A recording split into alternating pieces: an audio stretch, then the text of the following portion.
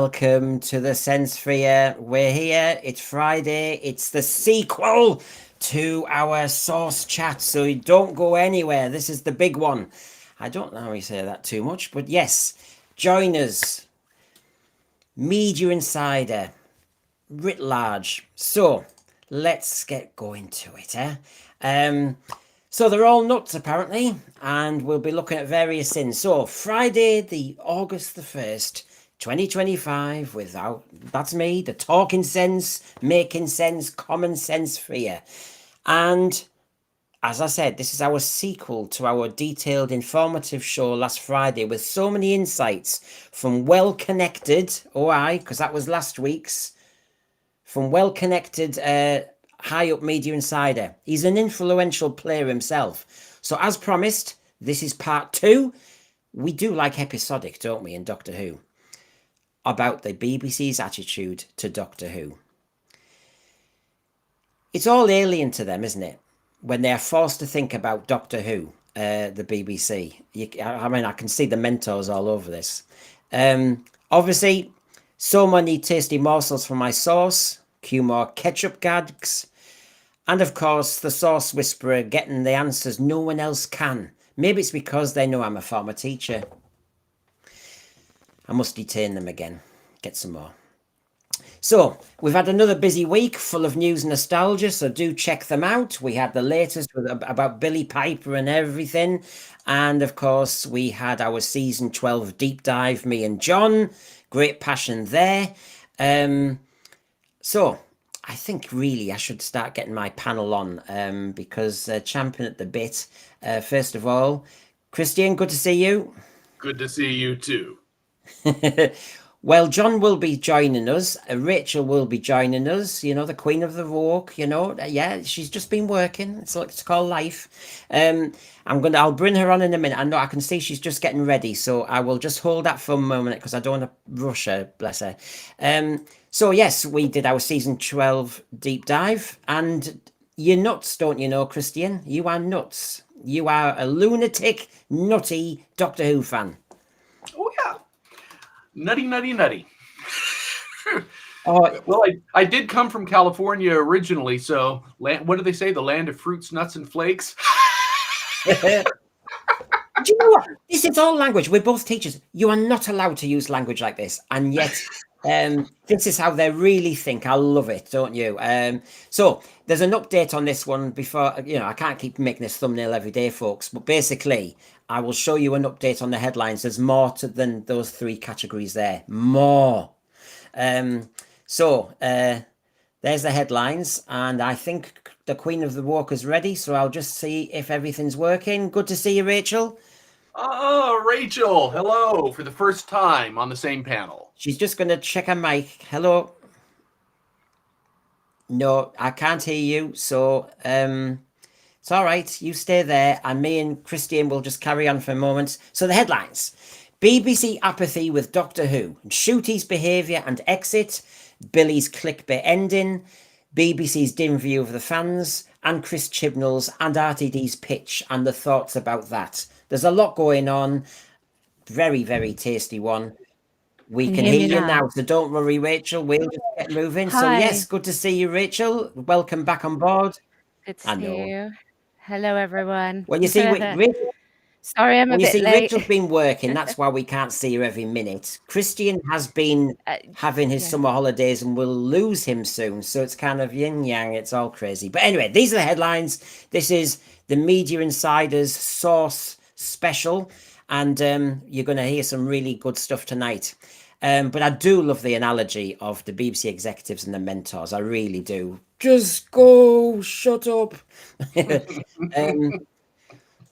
But first, just while we're waiting for John, and before I really properly start, take a look at this, folks. I mean, honestly, TARDIS Cafe. Hey, I wouldn't mind a bit of that, would you? There you go. Where's that? Do you know what? I can't remember. I'll make it up. I'll say Bournemouth. I don't know. I don't know. But yeah, if anyone does know in the thread, do tell us. That's pretty cool. That is. I'm trying to tuck in. And as it says, it's bigger on the inside. Exactly. Really? Yeah, maybe the coffee is as well. Yeah, I doubt it. And of course, I just want to make everyone remember we are Doctor Who fans after all. And of course, I knew Rachel was back. So here, this is for you, Rachel. Oh, I thank think this is you. Saturday Superstar. Saturday mornings, this was Christian. And when Colin Baker and Nicola Bryant were advertising their show, oh, Good old 60. Oh yeah. Oh, those were the days. Oh, God. I've never seen that. no, I haven't seen it either. But I've never seen And that. let me No. just do one thing before we properly start. So we've got John on board as well. So the team's here. Excellent. The team has assembled, the Fantastic Four. So Be prepared for disagreement. I'm going home. It was one time. so thank you for doing it, because two of you especially have been running around like idiots get work, you know. So thank you for coming on board. I'll make it worth your while. And so let's have a look. We have that. And then, of course, with what's going on in the country at the moment, I just thought I'll show this again. Exterminate, exterminate, you must obey. Any dissenters will be exterminated. Do you know, I think this is called satire now, isn't it? There you go. I think this one's very fitting this week after a certain visit from someone. Yes. Yeah, totally. That didn't go No, well, it did didn't. it? So He was embarrassed. I thought everybody would really like that. Right, okay, tonight's show is all about what has the source said. I'll remind everyone, well-connected, influential, a player himself, and I'm talking to him again either tomorrow or Sunday. So, whoa. Now, so who is the source is what I keep getting asked, and I get people questioning me and everything. Well, I'm going to tease you a little bit more. Here we go. YouTube is melting with everyone pondering, thinking, sweating over who is the source. Be allowed to make contact with the source. Prepare for access to the source. Therefore, claim rapport with the source so that you may make your judgment.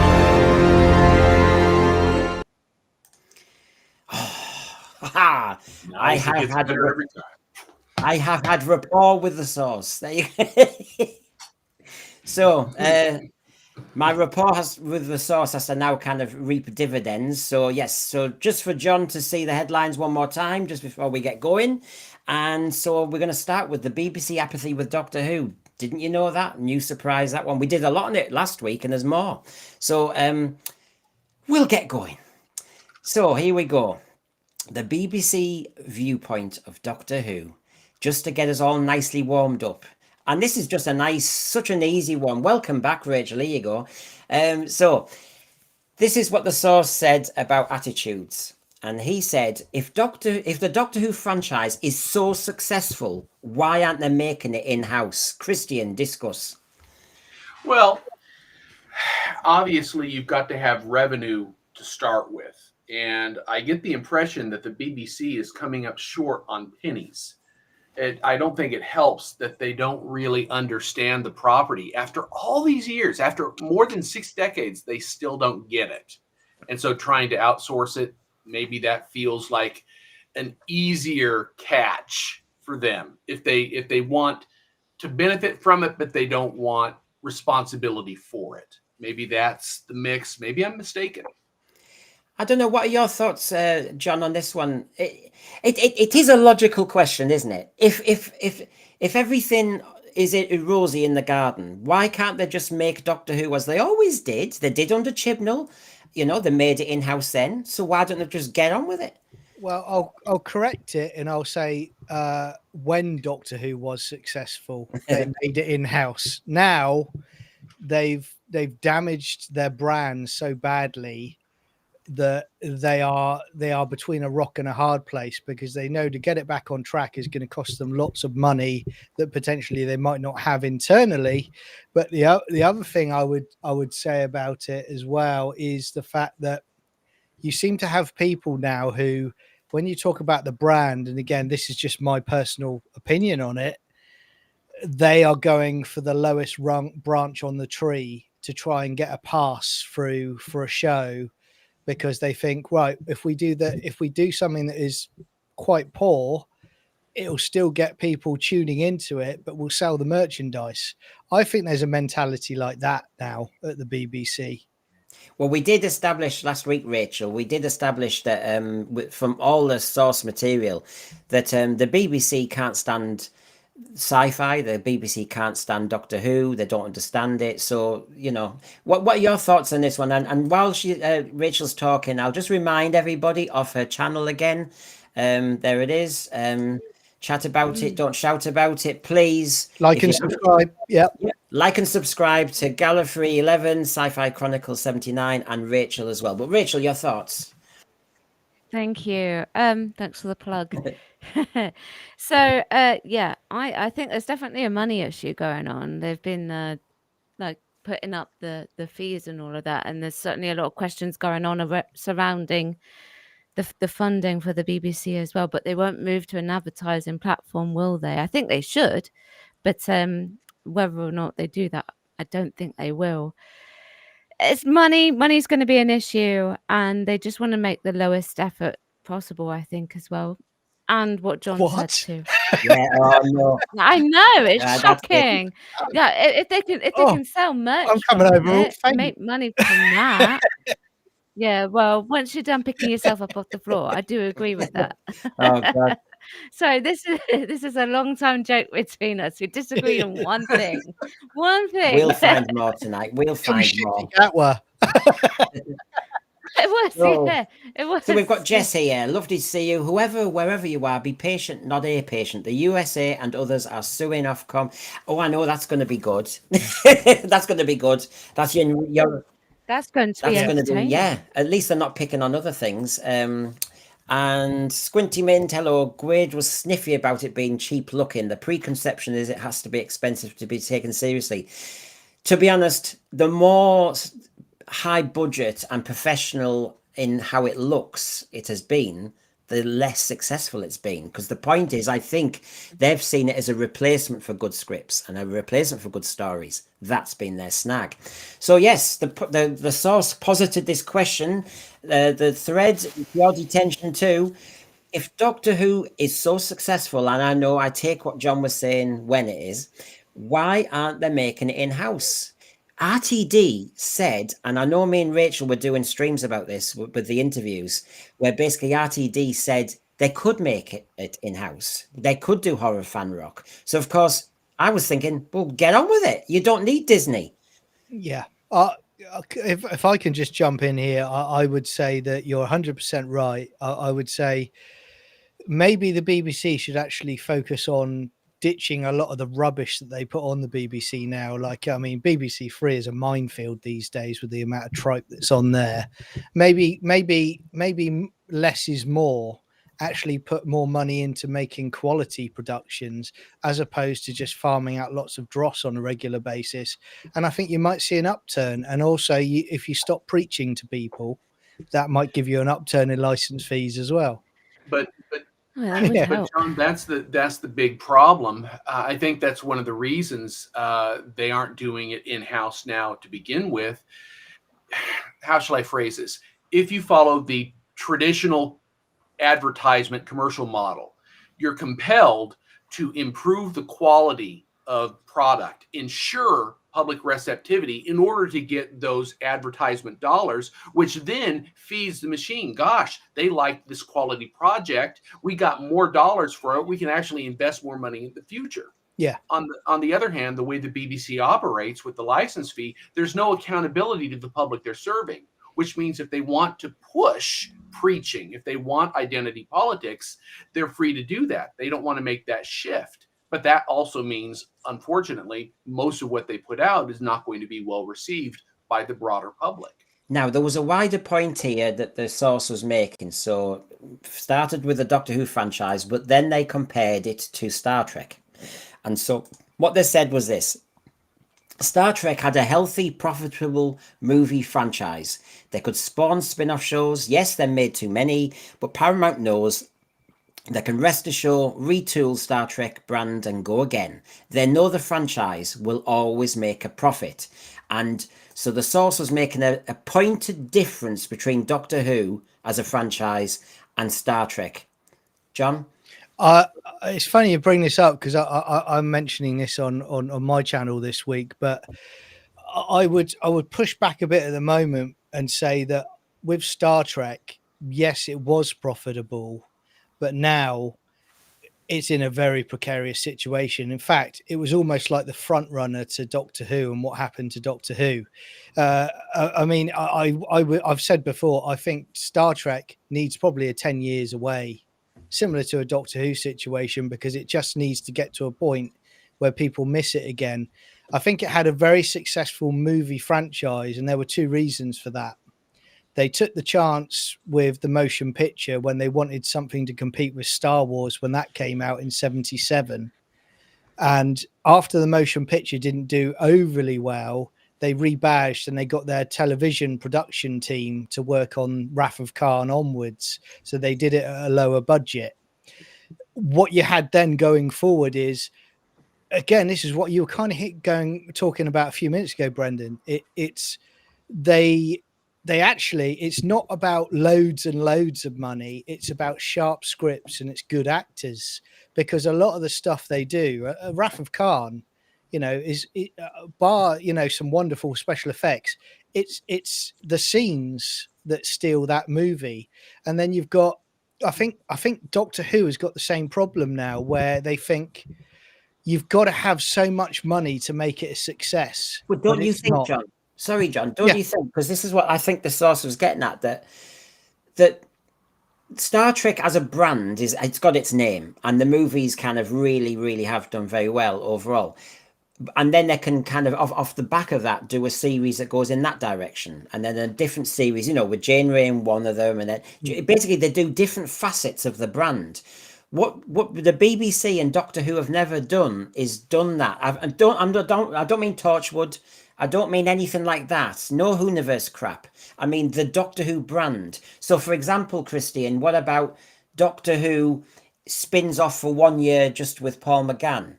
Doctor Who for 1 year spins off with an old Colin Baker. I'm doing that for Rachel. So Christian. Well, I think that would work very well. It's possible to, how shall I say, rehabilitate the parent brand so that it has legs again in the future. Star Trek suffered from something that was a little bit similar to the problem with Michael Grade. There is a man named Les Moonves who loathed Star Trek when it was running back in the 20-aughts and looked forward with glee to killing it. It was almost a personal vendetta for him, and he successfully did it. And he actually engineered the rights of the property that opened the door for Abrams and then Kurtzman later on, which created all the substandard content.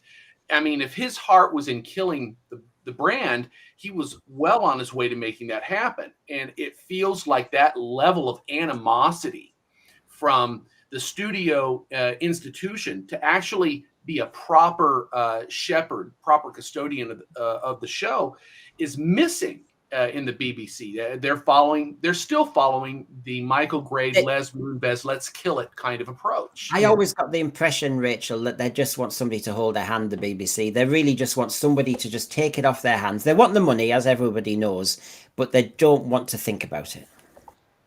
Yeah, they don't know what to do with it. They really don't. They really don't. And like you say, you're talking about bringing back like old doctors. I reckon people would tune in for Paul McGann. Oh, I really do. I really do. People were disappointed that he didn't come back as the what was it called? War Doctor, wasn't it? So I mean, John Hurt's absolutely fine, but people would have loved for Paul McGann. And if they did that, I reckon they would see an increase in their viewership and more interest in the show. And then they'd want to keep it, wouldn't they? Because that's their baby. They made it work. So therefore, they deserve all the props to it. But because it's not working, they don't want it. I would also say I agree 100% that people would tune in for Paul McGann. But I also think that we're in a strange scenario now whereby it all depends who's writing for Paul McGann. Because I think we're in a very, very strange era whereby the showrunners have effectively almost tried to make themselves more important than the actual shows themselves. So they're in the public eye. So even if you're just a casual viewer, you know who Russell T Davies is, you know who Alex Kurtzman is, you know the names. And when you see that associated with what's come over the last few years, I think if someone sees, oh, it's a McGann series, but then they're attached, that starts giving people reservations. But I wish we got just as Rachel's about to come in, and so I can do this and keep my promise. Hasler Scott, I'll say it till Brendan reads it out loud. Modern Who and Trek and Star Wars et al. Are what happens when you let the theatre kids write and direct the play. I agree with you, Hasler Scott. Sorry, Rachel, you were going to come in. Yeah, have I frozen? Oh, I'm moving now. Okay. Well, I was going to say there's some really good Big Finish stories that Paul McGann has done where he loses the TARDIS. And it's like this whole entire series where he's looking for the TARDIS. Couldn't they just do something like that? Yeah. Adapt those stories, not take anything from current modern day Big Finish. Adapt those old ones. Rachel, that's a brilliant. Put him in that situation. That is a brilliant idea. But look at how Lucasfilm handled Star Wars. They had some brilliant printed media that they could have translated to film, and instead they decided to go right off a cliff. It almost feels like the BBC is intent on doing that with Doctor Who. I agree with Rachel. I do think there's so much good Big Finish stuff from the earlier McGann run that they could mine. I mean, Sword of Orion is a favorite of mine. I love it. And it's just Cybermen waiting in a junk ship, waiting for people to come in and be grabbed, essentially. And it's a great McGann story, as well as a lot of others. There's so many potential stories they could do a mini-series with.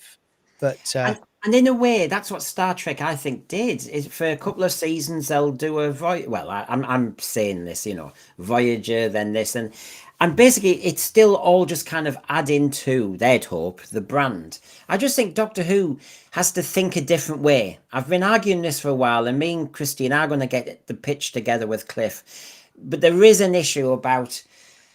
I think they keep thinking, oh, we'll just churn out another series, instead of actually just compartmentalizing the series, a bit like Star Trek did. I think the source could be onto something as an idea. And I will not always agree with the source. And by the way, everybody, just because I read out the source's details doesn't mean I'm going to say, I therefore think this has all got my approval. We will discuss it and kick back on it if necessary. I think what the trouble you've got, though, especially the last few years, is it was the cart before the horse, and they arrogantly believed that the main show with Ncuti Gatwa was going to be a knockout success. So they commissioned a spin-off series, and now, there's very little interest in the spin-off series. Regardless, we haven't seen it yet. Regardless of how good it could be, the enthusiasm for it is at an all-time low, purely because of what they did with the original series. So focus on the important factor, get the primary series good, then move on and work on other stuff. I'd laugh if that series was better. Don't even imagine. Hibbett here. There may be no answer to my question. I just hate not knowing about the BBC and where we stand today. I wish the BBC would announce its cancellation rather than Hibbett. I've discussed this a few times. From what I've asked the source and the source is the source doesn't run the whole of the media, but the source being on the inside and knowing a bit more about it than me reckons that it's dead in the water, Doctor Who. And what they mean by that is for the next 3 or 4 years because of contractual reasons, blah, blah, blah. That doesn't mean there's no special coming or something like that because, RTD, Bad Wolf, and still technically Disney still have legal kind of propriety over Doctor Who for a couple more years yet. They may want to fill some space. But basically, that's why we're not getting a cancellation message, Hibbett, because at the moment, legally, we're in this kind of limbo. And on top of that, it kind of follows the pattern that if the BBC don't put the spin-off out yet of the Sea Devils, they don't have to announce anything because they keep saying when everything's been broadcast of Disney's diet, then we will have to tell you what's going on. So they're buying time, and the source is as cynical as me and says, I think that's what they're doing. They're buying time. Yeah. They could have shown the spin-off by now. Yeah. It's all done, isn't it? It's completed. They've shot it all. They have to just decide when they want to air it, because I guess the moment they air it, that changes the landscape in terms of the contract with Disney, because it's been aired. The final episode of this production line has been aired. I think it'll be August that is released. It is I really August. do. Yeah, I know. So this month, then, basically. Oh It's my. the end. You can stop your sarcasm, my lady.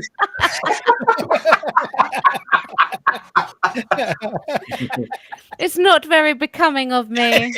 She's back. Yeah. She's back. I Yeah. tell you what, Queen of the Walk, and she comes in here, you know, unannounced, red Flipping heck. carpet. I don't give a Flipping stuff. heck, I'm worried she's going to pull a knife on me in a minute or something. You know, She's- blimey. Nothing.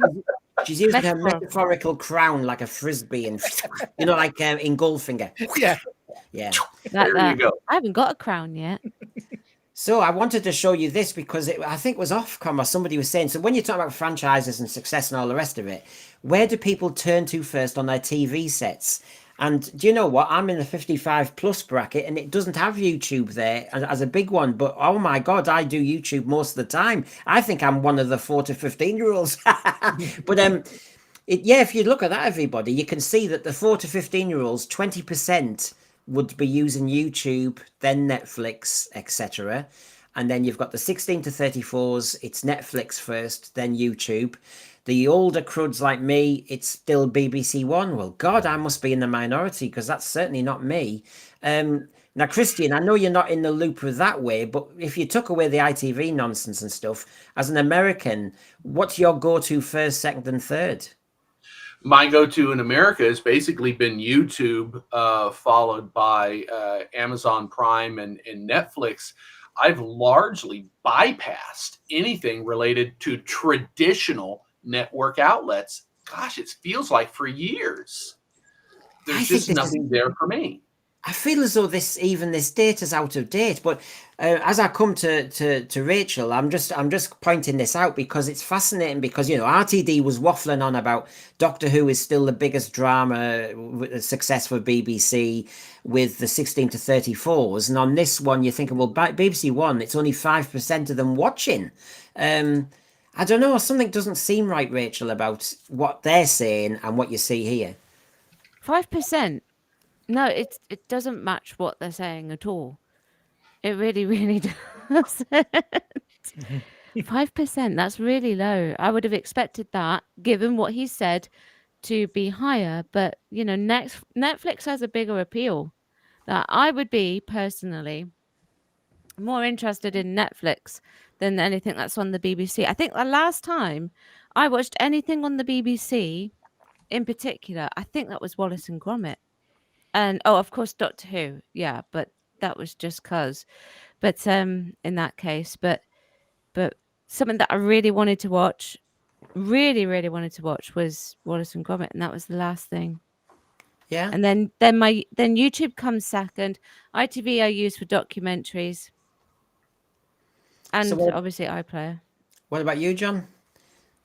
I mean, these days it's predominantly YouTube, really. I can't remember the last time I watched BBC because it's probably season 1 of Gatwa. But this was on the BBC Breakfast. They did an article on this in the week, I saw as well.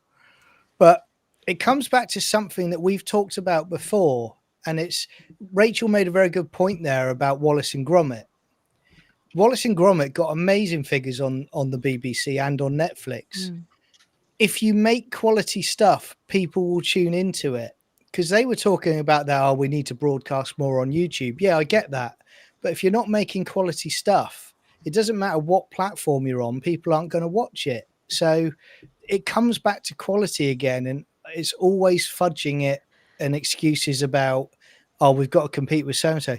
Make good stuff. And you can't deny with that Wallace and Gromit one, that was a big deal, because that's it. Well, first of all, it's event TV, but it was really good quality. And it was the first one to be produced after Peter Sallis had died. Yeah. So that was a big deal. Very big deal. And since their fire, I think, as well, because they had a fire. Yeah.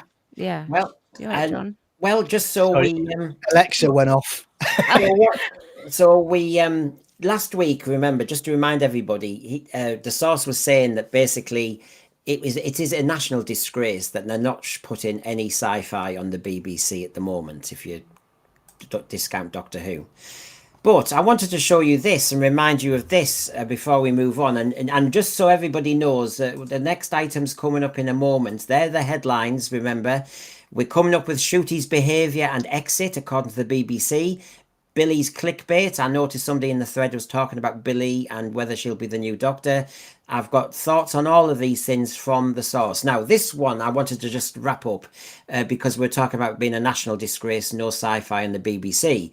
And then I've kind of linked it with this. RTD, in one of his countless interviews last year, said 20 years ago, all the geeks and the nerds were the freaks and were just embarrassing. We were the ones ignored at school, and now we rule the world. The movies, the TV, the culture, even Kamala Harris has appeared on Drag Race. Now, I've used that one before, but the relevance of it is when you see that, they don't like sci-fi. He thinks it's a national disgrace, and then you've got somebody like RTD saying we now are in key position as the nerds, the sci-fi nerds, to just do what we want. I think this is why, Christian, anything he says, the people who don't understand sci-fi go, "Oh, he's the nerd. Just let him do it. He's a powerful nerd. Just let him do it." And that makes sense to me. I mean, we've had this discussion before. It's basically what I call geek chic, the Big Bang Theory bandwagon.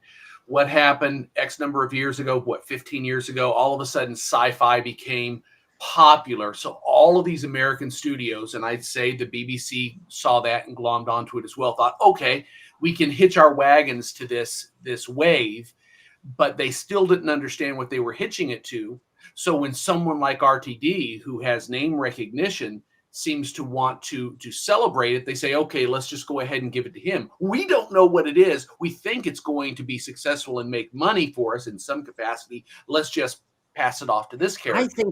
I think this also, it sums up what Hasler Scott was saying, because, don't let the theatre goers run the play. And really, the nerds are in charge now, and that's not winning the BBC over. It's not winning viewers over. It doesn't work. I mean, again, what he says there is complete nonsense, because over 20 years ago, we were just talking about how big Star Trek was, how big Star Wars was, how big those conventions were back in the day. The geeks were always there. We weren't freaks. We were passionate about the stuff we loved. Right. But what has happened over the last 10 years is the fact that it's been infiltrated by people that have turned it into that, Brendan, exactly. And they wonder why their brands are failing, because they've tried to virtue signal at every opportunity, and every time they do it, it fails massively. And that is a classic indictment image there of what has happened to Doctor Who. Is that the new special that's coming out? What is it? The 5 Ranis? Yeah. What? They're not doing another special. Sorry, it's RTD. No. It's RTD, the 5 Masters. I'm looking too hard. No, if you look closely, that these are for the spin-off. These are what the Sea Devils look like now. Living seaweed. Yeah, mermaids. I don't know what the hell's going on. Rachel, bring some decorum as the Queen of the Walk. No. Oh, she's on form tonight. Sorry, have I been away too long? Yeah, this is what I mean. It's like I'm going to have to train her back up again. It's like she's not following classroom rules. The school is gone, everybody. Wait, you're a teacher? Sorry. Yeah. I hope this wasn't to promote anything to do with Doctor Who, but it says a lot, because this is up his alley, isn't it? It's what he. Sorry, that is. He's getting naughty tonight. Up his Canal Street. I'm just going to stop talking. You're going to lose control of this stream in a minute, Brendan. That's it. That's no. I mean, this is like I say, this is his sort of thing. That's his genre. That's what he wants to focus on now, and he's putting it into our Doctor Who even more than what he did originally. Yeah. Because he can get away with it. Well, that's what he thinks.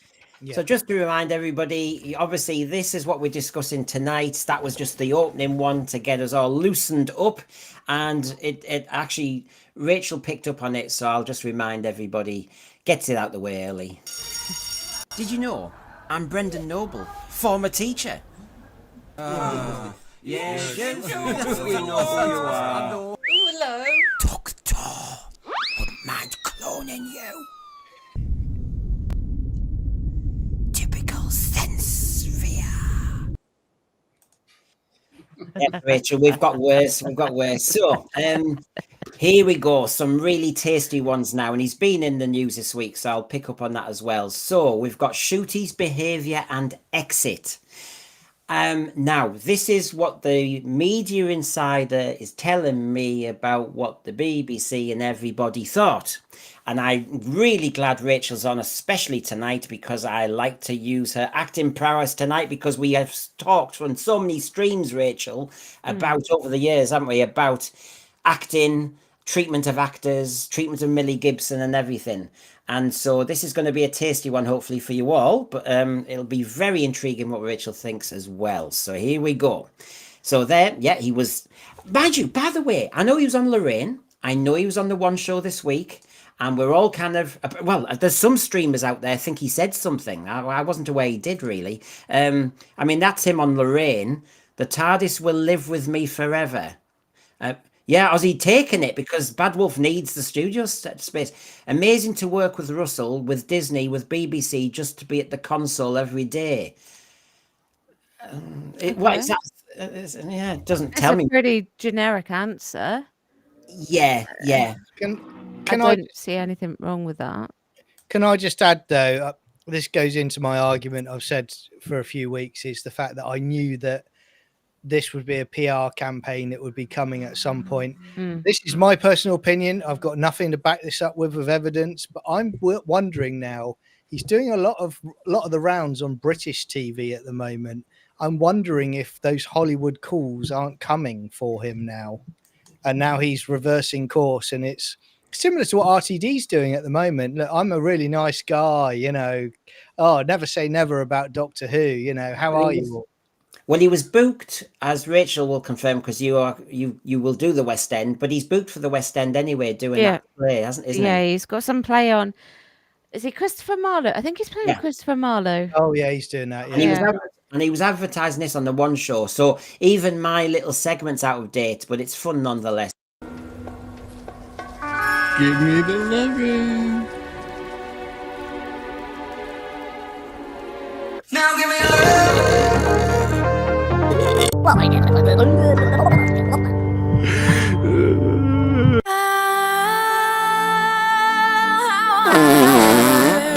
Access denied. I'm not buying that Ministry of Sound album. I blame Garbage for that. Just before Christine comes in, Garbage, who subscribe to him as well. I'm begging for everybody tonight. I wouldn't mind some subscribers getting me to a certain nice number. Rachel, chat about it, please. And Sci-Fi Chronicles 79 and Garbage, who our moderator there, he's responsible for some of this. He's having too much fun. Yeah. Do you know what, Christian? Take a close look at Ncuti. He's dressed normally. I know. Yeah, Why? well, maybe he's discovered that flamboyance is not winning him any favors. Yeah. I mean, to follow up on kind of what John was saying, maybe the offers in Hollywood are drying up. Consider the condition Hollywood is in right now.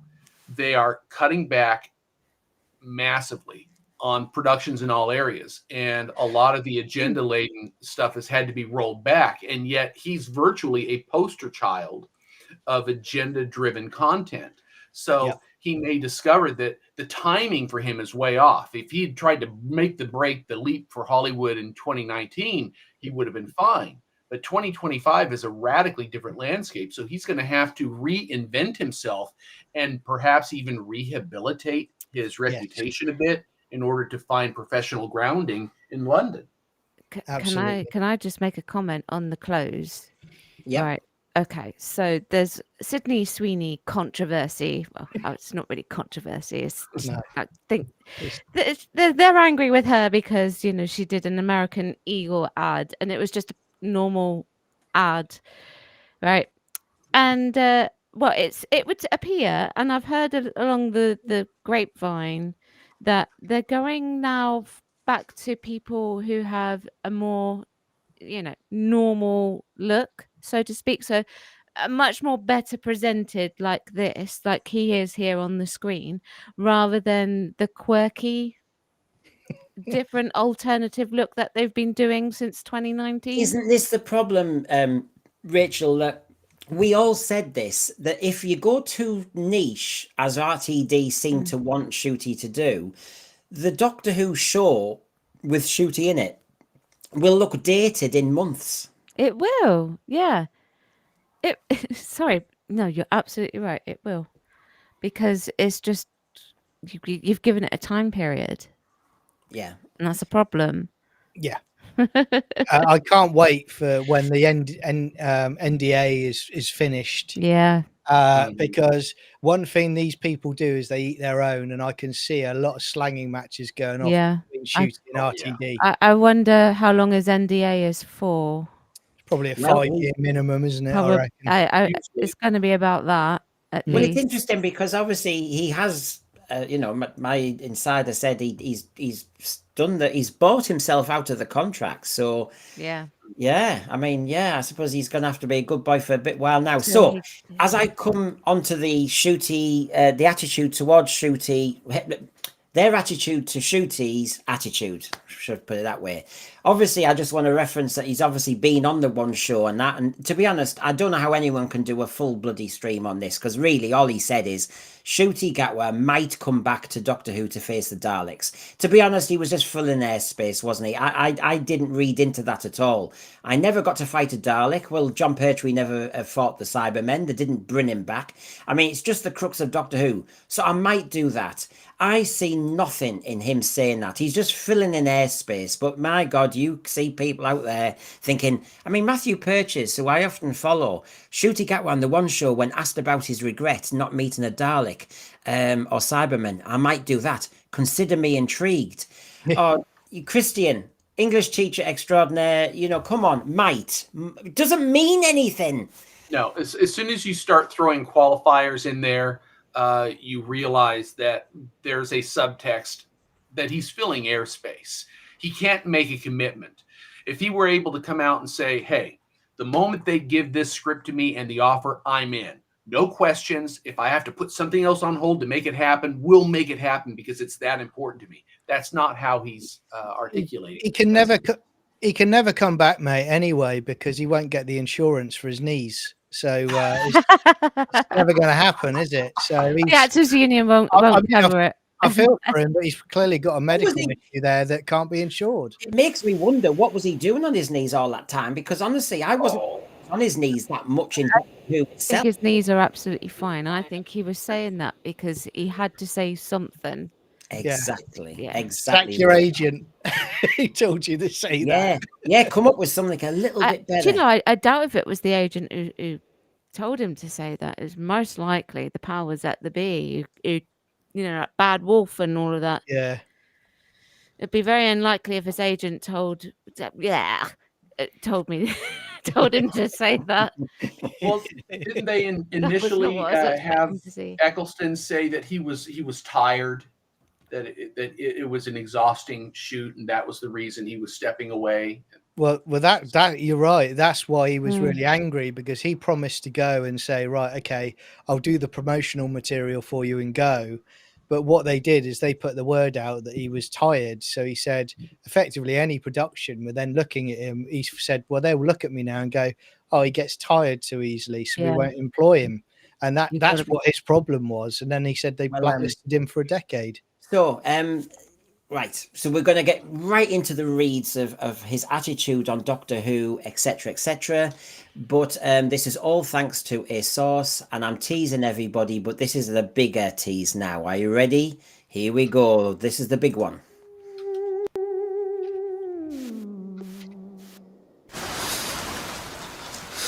What is it? What do you want? Take this. Read it. And meet my boss at the wit's end.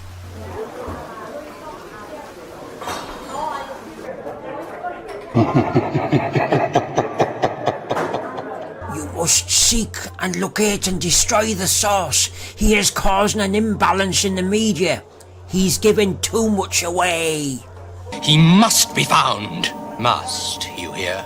It must be secured at once. I have sent many agents to seek and locate the source to the far corners of the globe. Looking, searching. They were the top Hoopet agents. None of them secured the source. And many agents have failed. And failure I do not tolerate. Failure means you are tortured, microwaved, atomized, spun, drawn, and ironed. I do not countenance failure. Relinquish the source and die! You still do not know me. Soon you will know me. Soon. So, Sophie, it's just a question that everybody's asking. Are you the source? HP or tomato? Good question.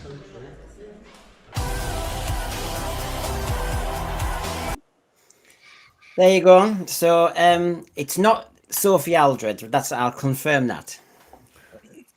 Do you know you had to ruin it there right at the end with the Ncuti Gatwa clip? Do you know, you were doing so well, mate, and then you put Gatwa on it. Oh God! So sorry, everybody. I didn't warn you. You know, people like to be warned. Yes, I microwaved the Hoopettes. The question is, does Sophie know what? Who the source is? She didn't. I'll be honest with you. She didn't ask me. But are you saying, is she connected? Would she know him? You mean? Maybe, yeah. Yeah.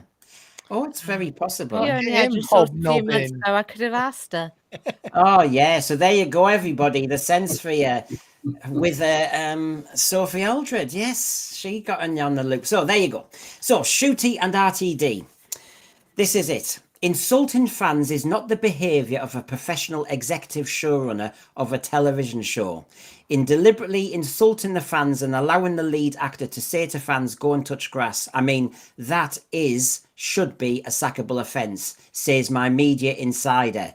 Whoa, who wants to start on this one? I agree with the source. Mm-hmm. That is a sackable offence. Like, if I hadn't done that, you know, if I had done that, excuse me, then I would have been expected to be in extremely hot water. I can imagine that he was in hot water for that. I'm surprised he didn't get fired. I mean, it's customer service basics 101. That's what it is. Yeah. Yeah. You're there to deliver a product. You treat the customer like they're royalty. Yeah. I mean, again, we live in strange times, but we live in a decade where it seemed to become the norm, where executives insulted fans, you know, for asking questions about the product. It's the default setting that they've moved into. You know, obviously, I'm still teaching. Brendan has taught. If we decided we were going to spend a great deal of public time bad-mouthing the students, to the students and to the parents, we wouldn't be long for the contracts we had. But I think what's happening, there you go. Just confirm, yeah. And if you look at what the default setting has been in Hollywood, really for 10 years now, it's been the practice of trying to pass blame for failure onto a recalcitrant audience base and saying, my product is perfect, you're the person with the problem. There's no market forum anywhere where you are forcing the audience or the consumer to buy product, regardless of its qualifications. You've got to meet the demand. You've got to give people what they are expecting, what they want. And you can't blame them if they walk away from crap that you produce. So Speed Demon, I'd much rather touch grass than any of the Drivel, Shooty and RTD Mark II served up.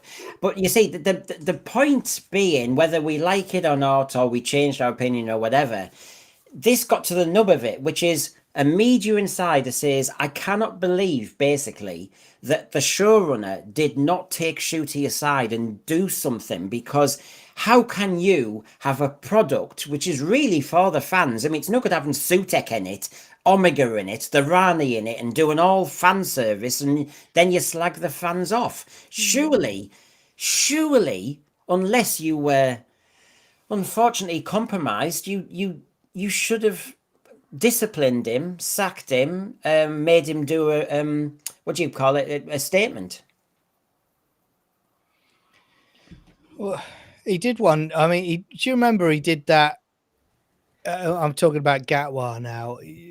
When he did that touching grass, do you remember about a week later they did that little puff piece where he's like in front of camera that's clearly been rushed, and he goes, "Oh, and we love the fans, you know, we love the fans," and it was clearly someone was trying to get a backpedal on what he had said.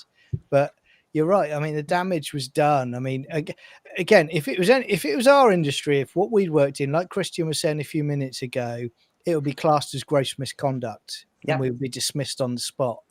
That would happen. So how that hasn't happened, and I mean, if they can't, then it shows a bit of an incompetence about contracts that are being written up. But John, Jamie Tron has just said there, the showrunner agreed with him. So why would you sack? Yeah, exactly. This goes back, just quickly before sorry, Rachel, I was going to say this goes back to what I said a few weeks ago about the fact, and I've said many times, Jane Tranter and co, Julie Gardner, they're too close to Russell T Davies, because if he wasn't going to make the decision, someone above him should have been making that decision, and they weren't going to do that because they were friends with RTD. There wasn't that divide between the two. Maybe also it might have been a bit difficult to sack him because they filmed both series back to back. So if they had sacked him, what would they have done?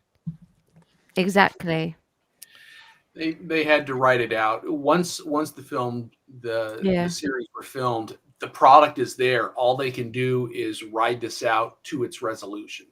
And also, just to throw this one out there, because people throw this around so casually, they would have been accused of racism, straight up. Oh, they would. Yeah. But then it shows that they've got to have an inner strength to them. I mean, let's not forget. I know it was only one season, but they did it to Eccleston. You know, they got rid of Eccleston allegedly behind his back. Yeah, and I'm digging away on that one with the source and seeing what I can say and what I can't say. There is. I know we've all heard a story, but I'm trying to get the story. He's starting to talk now, Christopher Eccleston, though, isn't he? Yeah. NDAs are long gone. I know. But I agree with Rachel that basically, yes, if you've done that stupid maneuver of 2 seasons filmed together, that actually there's too much in the can to actually sack him. Mind you, having said that, I suppose it's a MasterChef situation. Before certain things unravelled, Rachel, they were going to show the MasterChef series even with the 2 people who were sacked on it. Yeah. So basically, it is possible to sack the person and still show it. Oh, yeah. But it depends what the person has done, wouldn't it? Did they ever show that series of MasterChef in the end? I think they said they will show this next series with the people who've now been sacked on it. Okay, yeah. But a statement, Christine, yeah. Because it will get the money, but he should have been sacked at the same time for that. But he just wouldn't because of all the things that we've mentioned. Well, it's very common. I mean, looking at Kathleen Kennedy in Lucasfilm, she's done such an abysmal job as custodian of that studio and all of its properties. And yet one of the reasons theorized for their failure to dismiss her and find someone capable of guiding that studio is her gender. So Eccleston didn't have any of those identity components for leverage that Gatwa has, or that any other person who fits certain demographic profiles can enjoy, and that becomes their get out of jail free card, as it were. Now, Demon, my first show on this media source was last Friday, and on there we've got some quotes about this. So you say it's criminal what happened to Eccleston. He was the best of the new Who doctors by far. I really don't blame him for being so peed off. If you haven't seen it, please just check up the zoom through. There's a section where basically he will have been angry, okay, Eccleston, because of how people were being treated on set and all the rest of it. And I was going to say that basically, I'm unraveling myself here. John, you've heard me talk about this. Can you bail me out while my old brain gets back into gear? About what? Which bit specifically? Sorry. Yeah, it was just that. I mean, Speed Demon's talking about, you know, what happened to Chris Eccleston was bad, and he was the best of the new Who doctors and all the rest of it. But basically, it'll come back to me in a minute. I was trying to join it to what we said last week about the attitude of the BBC and all the rest of it. Oh, I think we were kind of talking about I'm trying to think as well now, but wasn't it about then versus now? And we were talking about. I've just remembered, John. Don't worry, I've just remembered this old brain of mine. Thank God I'm not teaching. Dear God, no, it was the point of. It's gone again, Christian. Can you? This is going to be good. Welcome to our dementia special, and yeah, exactly, yeah. Contact. There you go. I remembered now. I'm going to have to talk over you all, otherwise the thing goes out my head. No, basically, it was about the politics of Doctor Who, and Chris Eccleston is peed off and all the rest of it because he said, as we said last week, they hate Doctor Who. They hate sci-fi.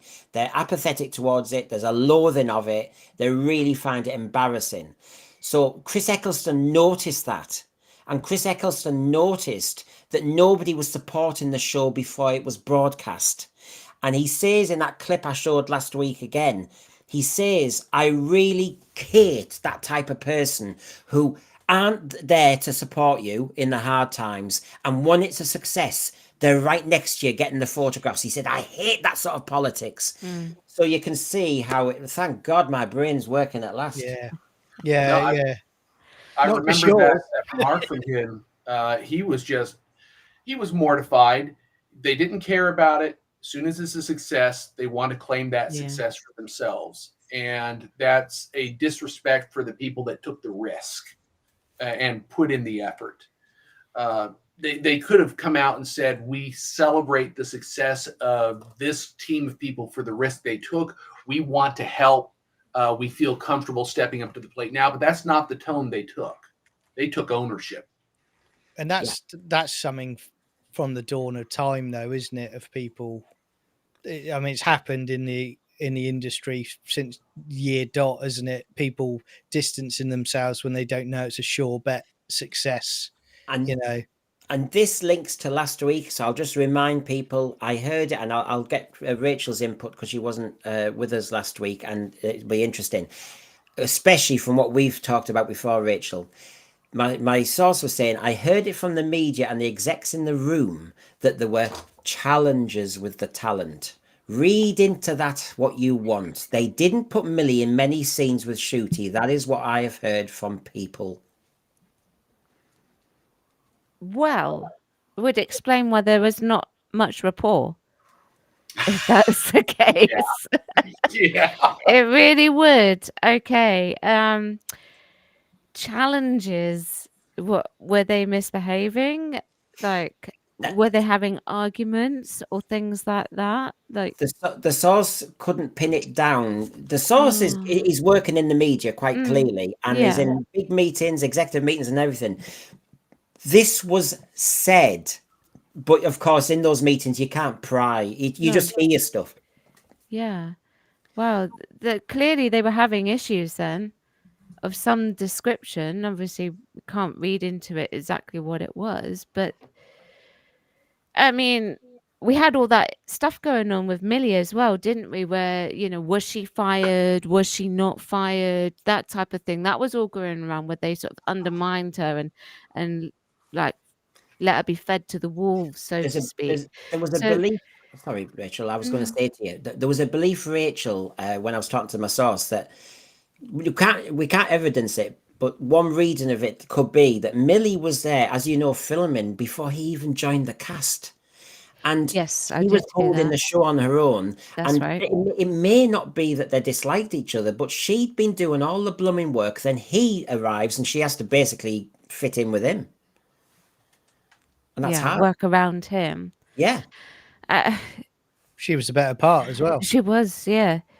Oh man, it's that it's really hard to say anything without much detail. But okay, they don't have the rapport. They didn't have the rapport. Clearly, things were rewritten based on what had been watched, and they took things out and they misplaced things and made it all a bit of a muddle. I reckon that they just didn't get along as perhaps as much as what they made out that they did, because he came in late. That's a possibility. Yeah, and yeah, go on, Christine. It's hard without knowing details. Yeah. I'd theorize that sometimes if a person comes in late, you can be gracious and you want to help guide them along. On the other hand, are they receptive to that guidance? Are they receptive to you taking the lead and setting things up if they expect to be the star in charge? Sometimes, of course, it comes right down to basic personalities. If there's an element in Gatwa's personality that is just so unendearing that it becomes a high energy expense for another person to try and get along with them.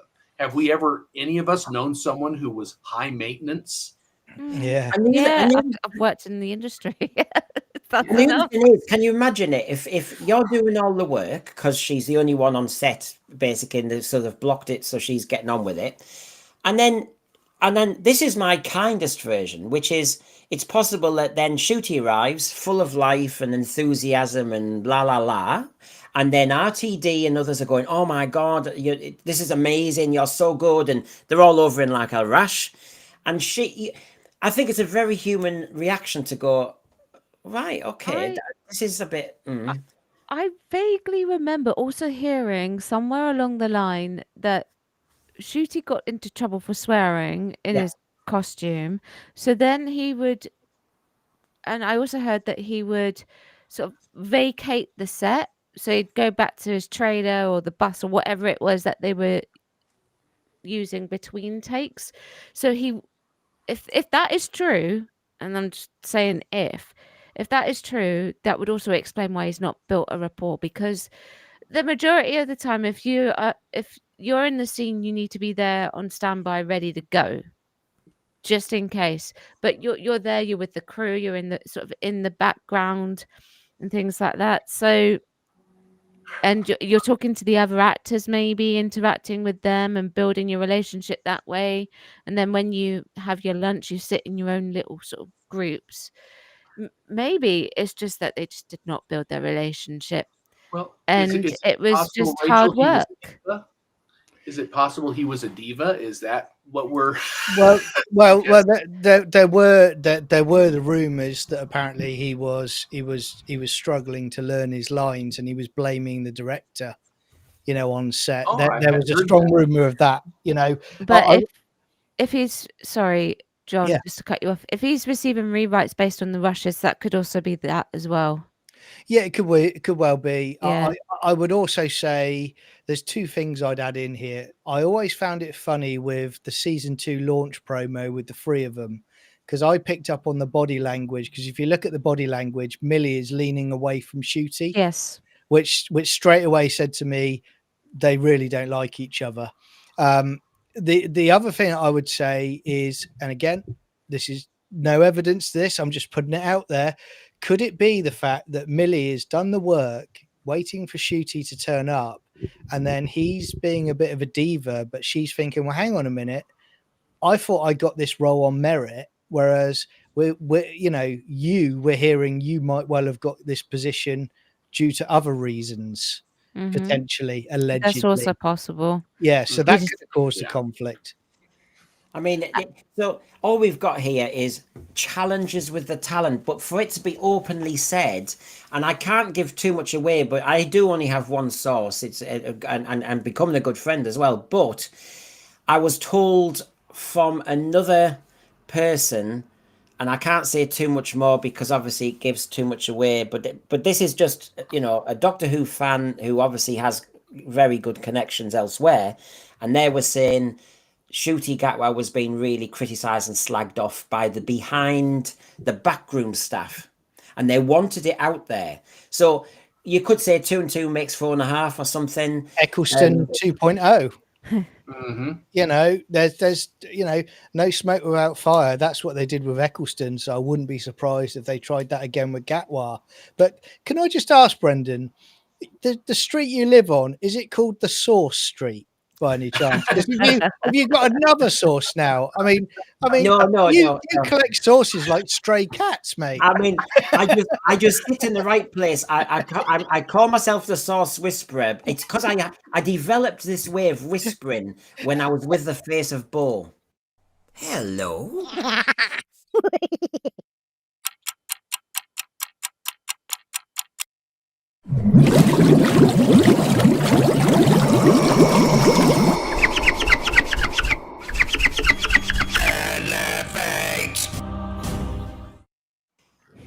Yeah, it works sometimes, not every time. Sometimes the whispering works, sometimes not. So there you go, folks. A little bit intriguing. And there you go. He can lay on the floor, isn't he, a good doctor? The language of ropes. Remember that nonsense? And then, of course, it just gets it better. Here we go.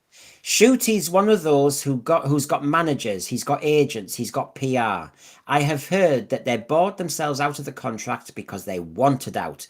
As soon as Disney didn't renew, they went out, and the contract was for much longer. In order to get out of that contract, they had to buy them out. Yeah, and I have heard that would be it was 3 to 5 years, is my understanding.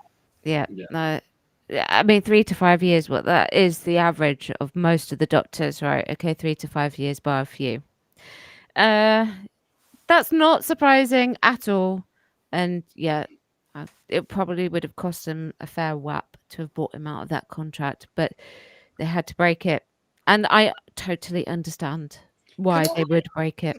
Can I ask a question on that as well? The 3 to 5 years is like a standard contract. Well, first of all, I want to thank Ncuti and his agents and partners, because I couldn't cope with 3 to 5 years of Gatwa. I think I would have gone insane.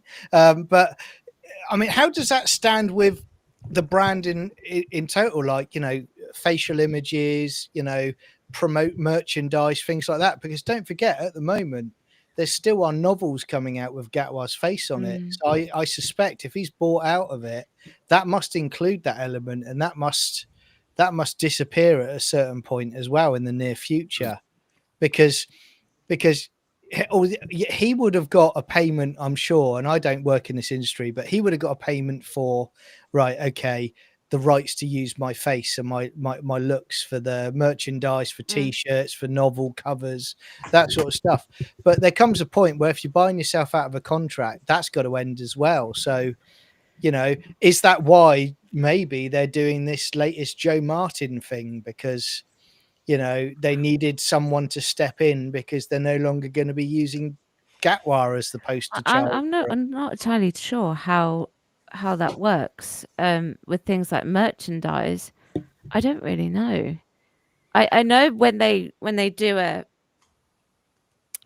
you do something like Doctor Who, you do it for an X amount of time, and then they buy the rights license to your face for X amount of time. But I don't know what it would be, what would entail for the merchandise and all that. Because I see it with footballers, they what is it they call it, image rights, don't they? They sign a deal with a club, multi-million-pound, but they have to spend certain days on the contracts sorting the image rights about what can be used, what can't be used, what's private to the player himself, and what can be used by the club, and all of that. So that must play into it as well. So I was just thinking, with Joe Martin being used the last few days, is that going to be more of what's to come, where you won't see his face on a lot of stuff going forward? It'll be I think that's a fair question. I had not thought about why Joe Martin was selected for this most recent multimedia bash. I had previously assumed that the standard would be to keep the face of the most recent Doctor until a new Doctor airs his own or her own episodes, and this kind of breaks that pattern. But there is the fact that Gatwa is not on good terms with the studios anymore, and that may change the tenor of what they want to focus on. Well, what about he buys out from the entire contract, but then they issue him with a new contract which issues the licenses to his face? Yeah, that's a possibility, and maybe they just haven't done that yet. I hope it's not a Wilderness Years, because I can't go with 20 years of Gatwa on the cover of books. No. Now I've seen Tom by that is true. Maybe they've just bought a new deal with Joe Martin instead. I've seen Tom Chick and a few was Easton Burkholder talking about well, some of this sounds like common sense. Well, actually, this is the beauty of it. Yeah, the source will just say stuff, of course. Now, as a media insider, if he's saying stuff that we think is common sense, it's fascinating nonetheless that people on the inside are saying this. People slagging off the Ncuti Doctor. People on the inside say, if it's common knowledge on the inside that he got out early, whoa, you know, I find that interesting. I mean, I actually, though, to those in the thread, I have been saying this without showing this quote for quite a while now, because of the first time I talked to the source, which was weeks and weeks ago, and this was confirmed, and therefore I just started saying it and dovetailed it into my Disney leaks and everything else. So it's now like everybody thinks, well, it isn't it obvious? Well, I think some of us made it obvious by talking about it. So yes, I mean, I've got so many questions. Why did they bring Bonnie back? What was the blooming point? What a waste. Stuff like that. I've got so many blooming questions. Now, here's another, just to keep you going. This is Bad Wolf from BBC not knowing their audience, and this is just my source. How dare they have this person who was given the opportunity to be the Doctor? How dare they start the episode by slagging off the whole of the British public? You know which one it is. It's the engine, and saying they're all a bunch of racists. It's just like, what? What the hell is going on? The point is, Julie Gardner, the BBC executives, they are reading the room wrong. This is a media insider saying this. Yeah. I mean, again, it you know, it should be, and I say should be, this should happen. It should be that these people are actually removed off of certain projects or positions, because if they have lost objectivity, then they're not qualified to make productions going forward. Because again, this is a lot of money that they're playing with at the end of the day, and if they can't get basic things like this wrong, you know, right, as in don't have your main star make racist comments about members of the UK population, that's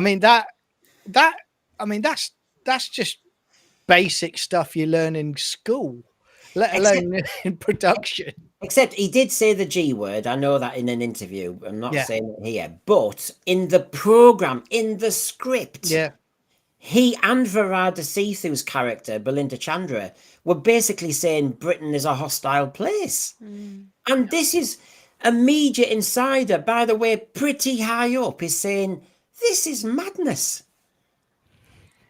Well, it's them living in a bubble and articulating the various verbiage terms going around in that bubble, thinking that it's acceptable outside of that bubble. That bubble needs to be popped. Yeah. I mean, listen, the language, just look at the language. How dare they? Remember, so one media person, I'll say the word executive, talks about other executives and says, how dare they have this person who was given the opportunity to be the Doctor? How dare they start the episode by slagging off? I mean, come on, that's strong. It shows a lack of respect, though, also for the production team that have grafted for such a long period of time. The sets, the effects, the practical effects, the special effects, all of that stuff that those teams have done to do that and to write an episode like that, you know, it's just disrespectful, and it's demoralizing for a very talented bunch of people. You know, again, how did nobody check up on RTD, on the dailies, on the scripts? This is a failure at the basic levels. But John, they obviously, there must have been a version of a smugness or a contentment with what they were all doing, because we remember, I mean, I'm sure Rachel does, the Radio Times interview where basically Verada Sethu and Ncuti Gatwa, before season 2 started, said we were laughing at how peed off everybody would be. So I think there was a general idea, John, that we're doing the right thing and this is allowed. Funnily enough, another media insider who's got nothing to do with Doctor Who goes, how dare they? Yeah. Staggering, isn't it? But this goes back to last week when we were talking about the fact about the BBC execs. You know, they didn't keep an eye on the ball. They should have been keeping an eye on the ball. Whether you are a fan or not, you at least do your basic prep work on what it is you're allowing to be commissioned. They didn't do any of that. They didn't check up on it from what we were talking about last week. So this is all on them, you know. And again, it just, every time I hear these things, it speaks to me about how bad a position the entertainment industry is right now. It's in a very, very poor position because of all of this nonsense. Well, and John, just I think go on, Christine, go on. say they've just filled their ranks with people that are like-minded. So when this kind of behavior occurs, since the background noise of it kind of meshes with their worldview, on face value, they don't see a problem with it, and they aren't prepared to deal with the consequences of it until after the damage is done. And they thought everyone was thinking the same way they did. Now, Rachel, I know you're coming in, so I'm just going to ask you a question as well, if you don't mind, because you said it earlier. We were talking about what he wore for the one show, and you said how trends change, and basically, it looks as though the media insider here is saying they're not reading the room. In other words, another reason Doctor Who is going to look so dated, never mind how he looks and what he wears, but obviously these scripts are just not reading the country. No, they're not. They're not reading the general consensus of the country. They're reading a minority, and it's almost like a hungry power trip as well, isn't it? They're taking something and they think, right, well, Disney is also doing something similar like this, so we can do it as well, and we have that freedom to do it now. It just so happens at that particular moment in time, Disney were learning the hard way of what happens when you cater that way. And I think what's eventually going to happen is that this is all going to come back, bite them on the backside, which it's already doing, but then it's going to cause implosions inside the Bad Wolf and the BBC, and they will eat each other. Like big time. So I just want to give everybody a reminder. So this is our sequel to the start of all the media kind of insider knowledge, whoever that person is. And these are the headlines for tonight. We've already done the BBC apathy with Doctor Who. We're concluding the NCUTI'S behaviour and exit. And we've got Billie coming in a moment. And then, of course, just to make you feel good about the night, the BBC's dim view of the fans. So There you go. That's just going to cheer you all up, don't you know? So there you go. By the way, I'm showing that I have to show this. I think it's part of my contractual arrangements. On the left there, you can see Ncuti on his first day as the Doctor and how amazing he was, how magical it was, Rachel. This was outstanding because he spat and he shouted and it was his first day on set. And if everybody just looks, there's Millie Gibson stood behind him going, oh, shit. His hair grows quick though, doesn't it? I'll give him that. Oh yeah. So there you go. I mean, I don't know if we can read into her face. I don't. I don't think that they should have started with that scene for him. I think they should have gone with something different. Yeah. Totally So there you agree. go. That's good old Ncuti and his attitude. But Brendan, I'll keep delivering. No shonky chats yet. You know, I've delivered you 2.5 minutes of new material on the editing. My God! But what I will say on on this one is the poor hoopets. They do need rewarding somehow.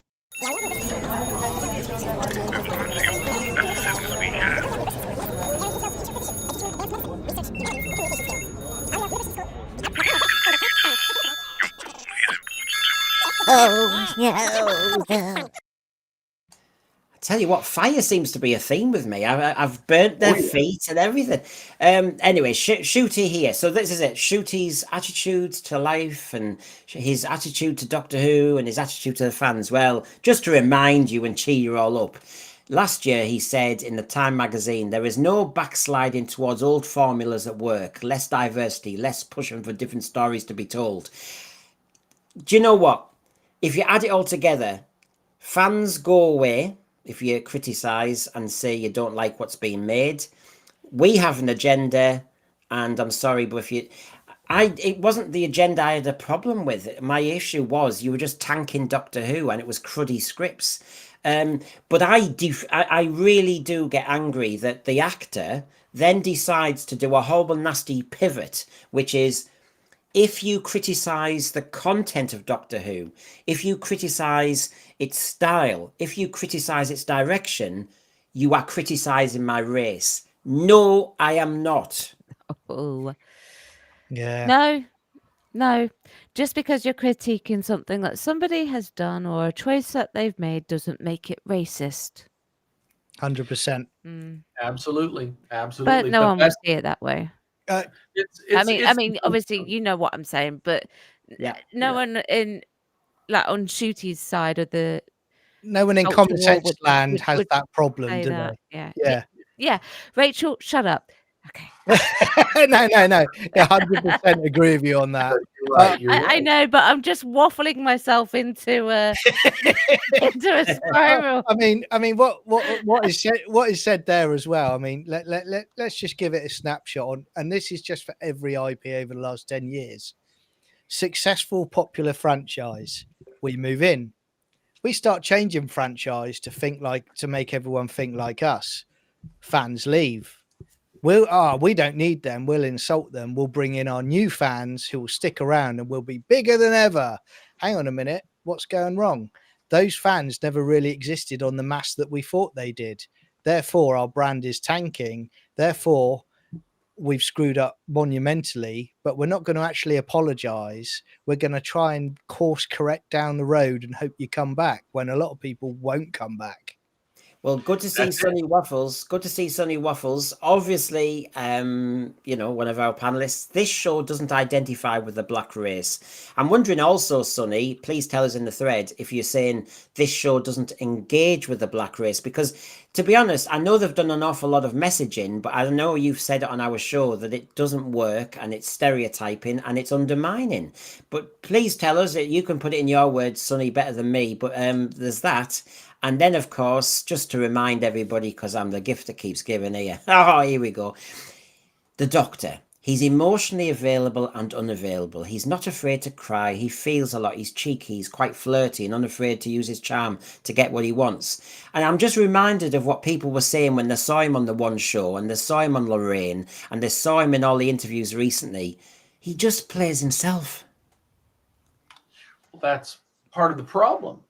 This was never the Doctor. This was the Ncuti Gatwa show. And it was obvious. I mean, he was upset that people are the studios are trying to migrate back to models that work, because trying to put out models that people are not receptive to hasn't yielded the results they anticipated. And his trying to create this iteration of the Doctor is saying, hey, the Doctor is going to be me. So I'm just going to go ahead and tell people that they better like me or else, because this is the way it's going to be done. Yeah. I mean, that statement, I mean, my whole body's still convulsing just by reading it, to be honest with you. You know, I might need to lie down after this show from reading that. Well, Sonny Waffles, he's got back to me. Thank you, Sonny. Most blacks will be turned off by the homosexual nature, and they don't engage well with the sci-fi in general. Sonny saying it as it is. And I have to say, I had a long chat with the source about this, that the Nigerian story was just so nonsensical, but we've been there before, and it's just, when you message but then lie on top, it just really grieves me. So, but when you were talking about image rights, I was trying to hold back from saying it, because of course I know you've all maybe ordered it, everybody, but the image rights, he's still there. He's still the Doctor, John. It's okay. Well, does anyone want to join me for a Christmas book burning event? It always ends badly when you do book burning. Well, it's all about the flames right now. Where are the Hoopettes? Have people given up burning Harry Potter, have they? Yeah, exactly. Oh, well, Christine, you said, where's the Hoopettes? Well, let's just throw it in while I change item, because we're coming up to Billie.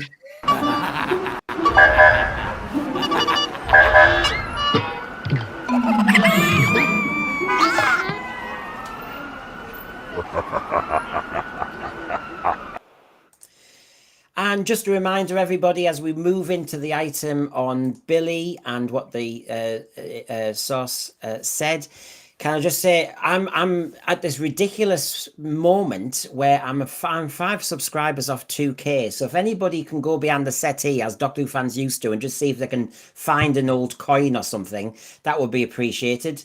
Obviously, got one. Obviously, our good friend Rachel, chat about it, don't shout about it. She does a lot of issues, don't you, Rachel, on your channel? You're not just Doctor Who. Give yourself a shout out and get some subs for you as well. Yeah, because like YouTube is hating me right now. So there you go. But yes, please come and join me on Chat About It. Don't shout about it. And give my channel a nice little push. Yes, it's great stuff. It's great stuff. Make sure you check it out. Yeah, YouTube doesn't like independent media at the moment, so there you go. Here we go. They changed the algorithm. So we've got lots of little moments going on. It somehow, if we can find a sub from behind the sofa, I will see that number I didn't ever visualize would happen. Rachel is just saying at the moment, she needs to feel the love and the support. And yes, we should all just kind of remind ourselves of her channel. Chat about it, don't shout about it. And check you've subscribed to her. And while we're at it, John, of course, I mean, this is the team from last year, really. Sci-Fi Chronicles 79. And he's going great guns with Stargate. Wider Material, you're on tonight at 10 live, aren't you? Yeah, I am. Blimey, it's a caffeine night tonight, everybody. I know. While everyone's listening, though, go on, tell us what's on live tonight at 10. What's it about? Oh, thank you. So yeah, tonight at 10 o'clock, we're discussing, and it's making me upset just about to mentioning it. The Stargate Academy, Star Trek Academy trailer. So we're discussing that. Also, we're going to just drop some trailers and discuss them that have come out in the last week or so. So, feel free to check us out at 10 o'clock if you're around. But you might see some tears from me as we talk about Star Trek Academy. You might not. Okay, let me just press the right button. It's classic me. Farsight, thank you very much. Very, very nice of you. I'll do that as a celebration of what is obviously going to happen soon, and it's just nice to get out of the way and then get on with life. RTD's choice of Gatwa is a perfect example of his poor judgment, impaired judgment. Things have changed. Thank you for that. Obviously, I always like to reward people with a super chat, so give us a moment and I'll ask Christian what you think of what Farsight says. Oh, this is nice. This is nice. Just remember, I'm your granddad. Yeah, Susan. Wait, what's going on here? Put your hand off that. What's it? Love all your work on Doctor Who, RTD. I've always got my hanky out. How many more seasons of Doctor Who have you written? You never know, I may have written as many as 5. Feels different this time. Oh, regenerating! You unearthly child. Of course, thanks to Garbage and his AI. Check out Garbage Who as well. There's the set. So, Christian, your thoughts on what Farsight said then? RTD's choice of Gatwa is a perfect example of his own poor judgment. Well, we've been discussing the poor judgment of so many people now for so long, but RTD in many respects is the architect of all the poorest judgment of the last couple of years. He selected the wrong person for it. We've already discussed that there was an alternative that did not pan out because RTD insisted on this choice. And yet what we saw on screen did not reflect the gravitas, the character, the nature of the role as it needed to be interpreted. If RTD was that familiar with Doctor Who, he should have known this is not going to be a good fit. And yet he went down that road for reasons other than supporting the show.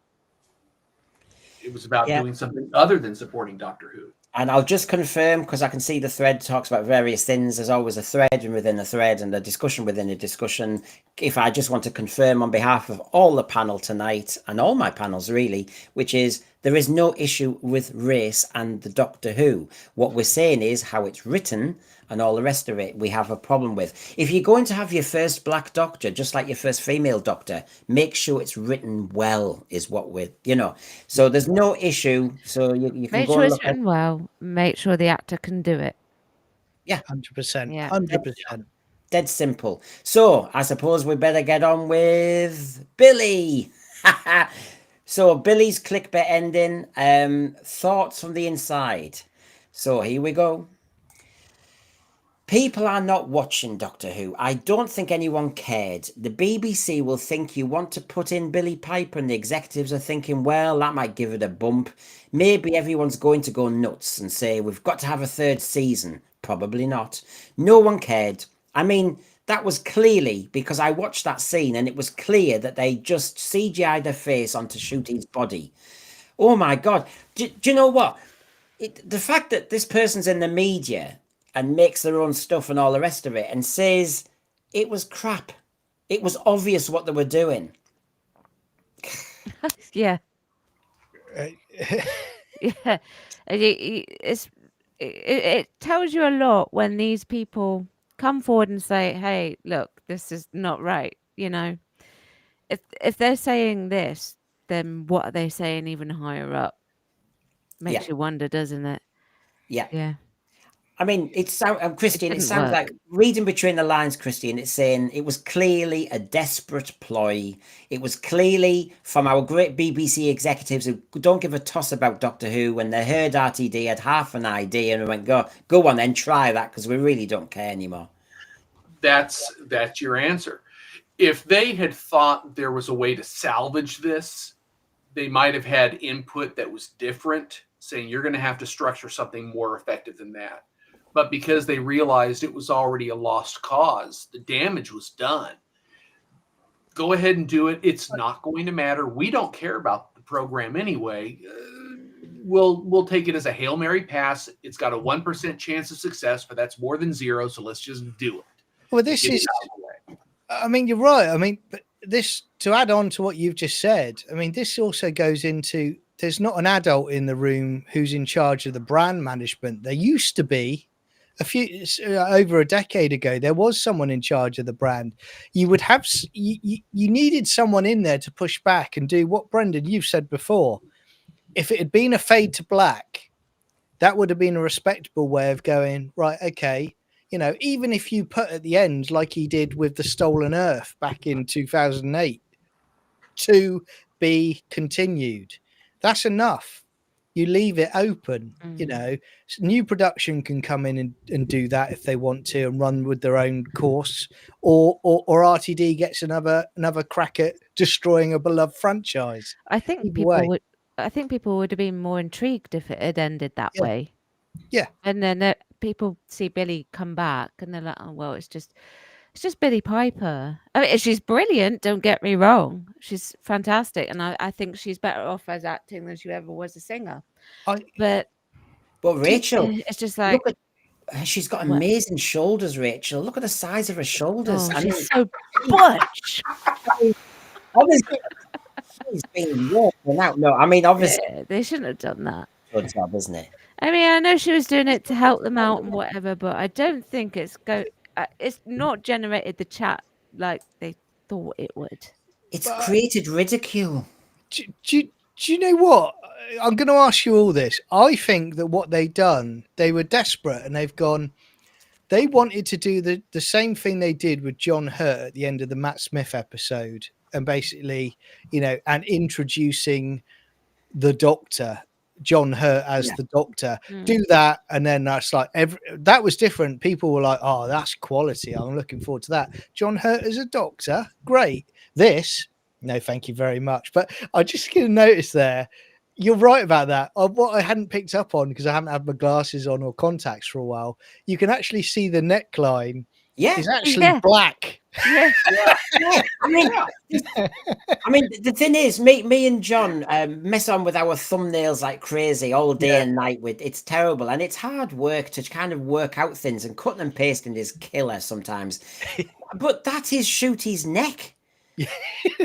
And I mean, so maybe this is partial regeneration. Maybe we're not for. It's a bit like the head changes on the body. It takes me back to that. Oh God, Morbius. That's what's happening. Yeah, I know. There you go. But I'm sorry, I have to say source. It's the safest way for me to say it to not give names away. The source was saying you can still see her makeup in her hair. It's such a rush job. Yeah. I did wonder what was going on with her hair. Okay, that makes sense now. You can kind of, Is that she's got like a foundation line? You can't really see me pointing. I don't know why I'm pointing, but so I'm good to see Boomer Doug in the thread. The miscasting of Gatwa is the equivalent of casting Julian Clary as James Bond. Good to see you, because it's Australia. That would be a scream if you cast Julian Clary as James Bond for all the wrong reasons.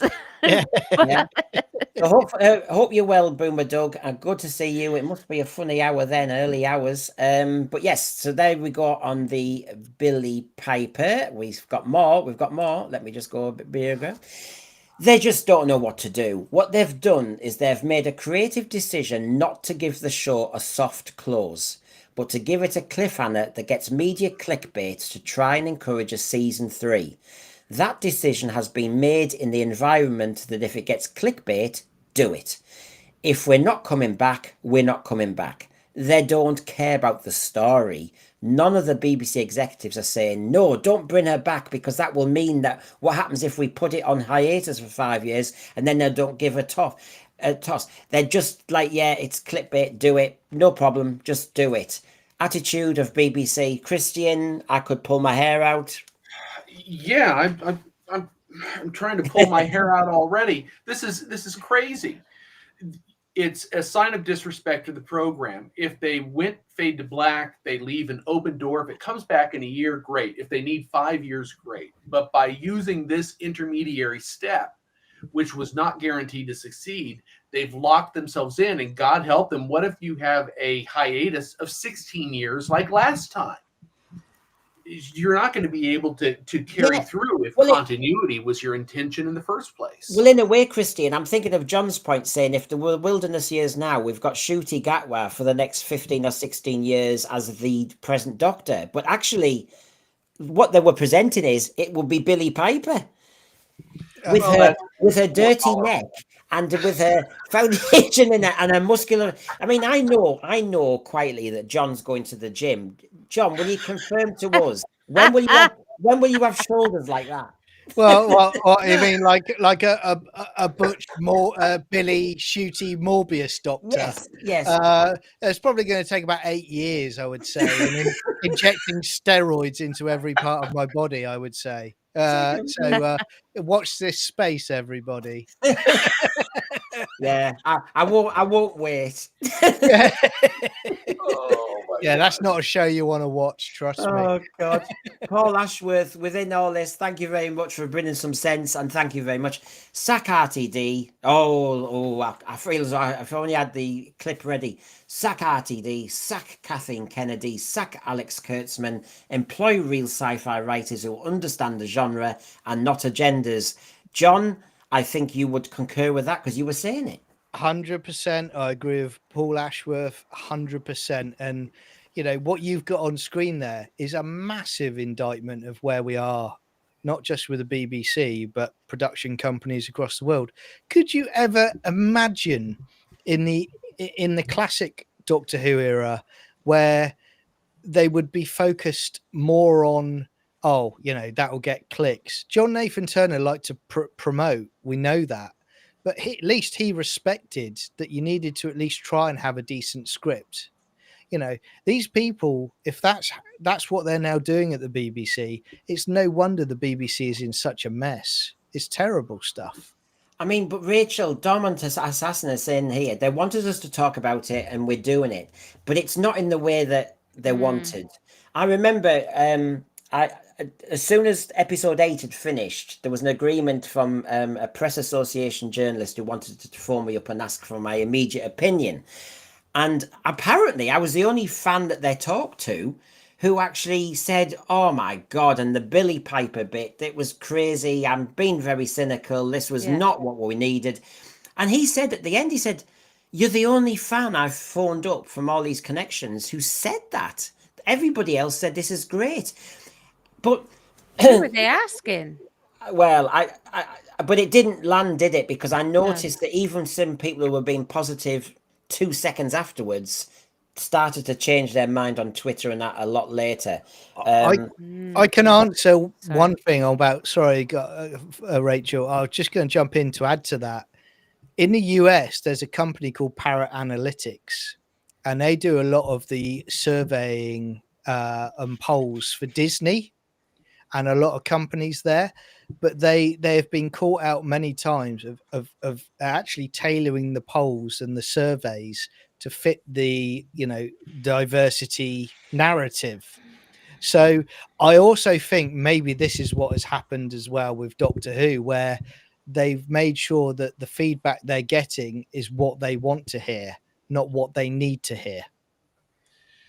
Yeah, I think so. Christian? I was about to say that I've seen that happen before. You tailor the questions in such a way that you're going to get a structured response that will be positive, that will yield the result that you desire.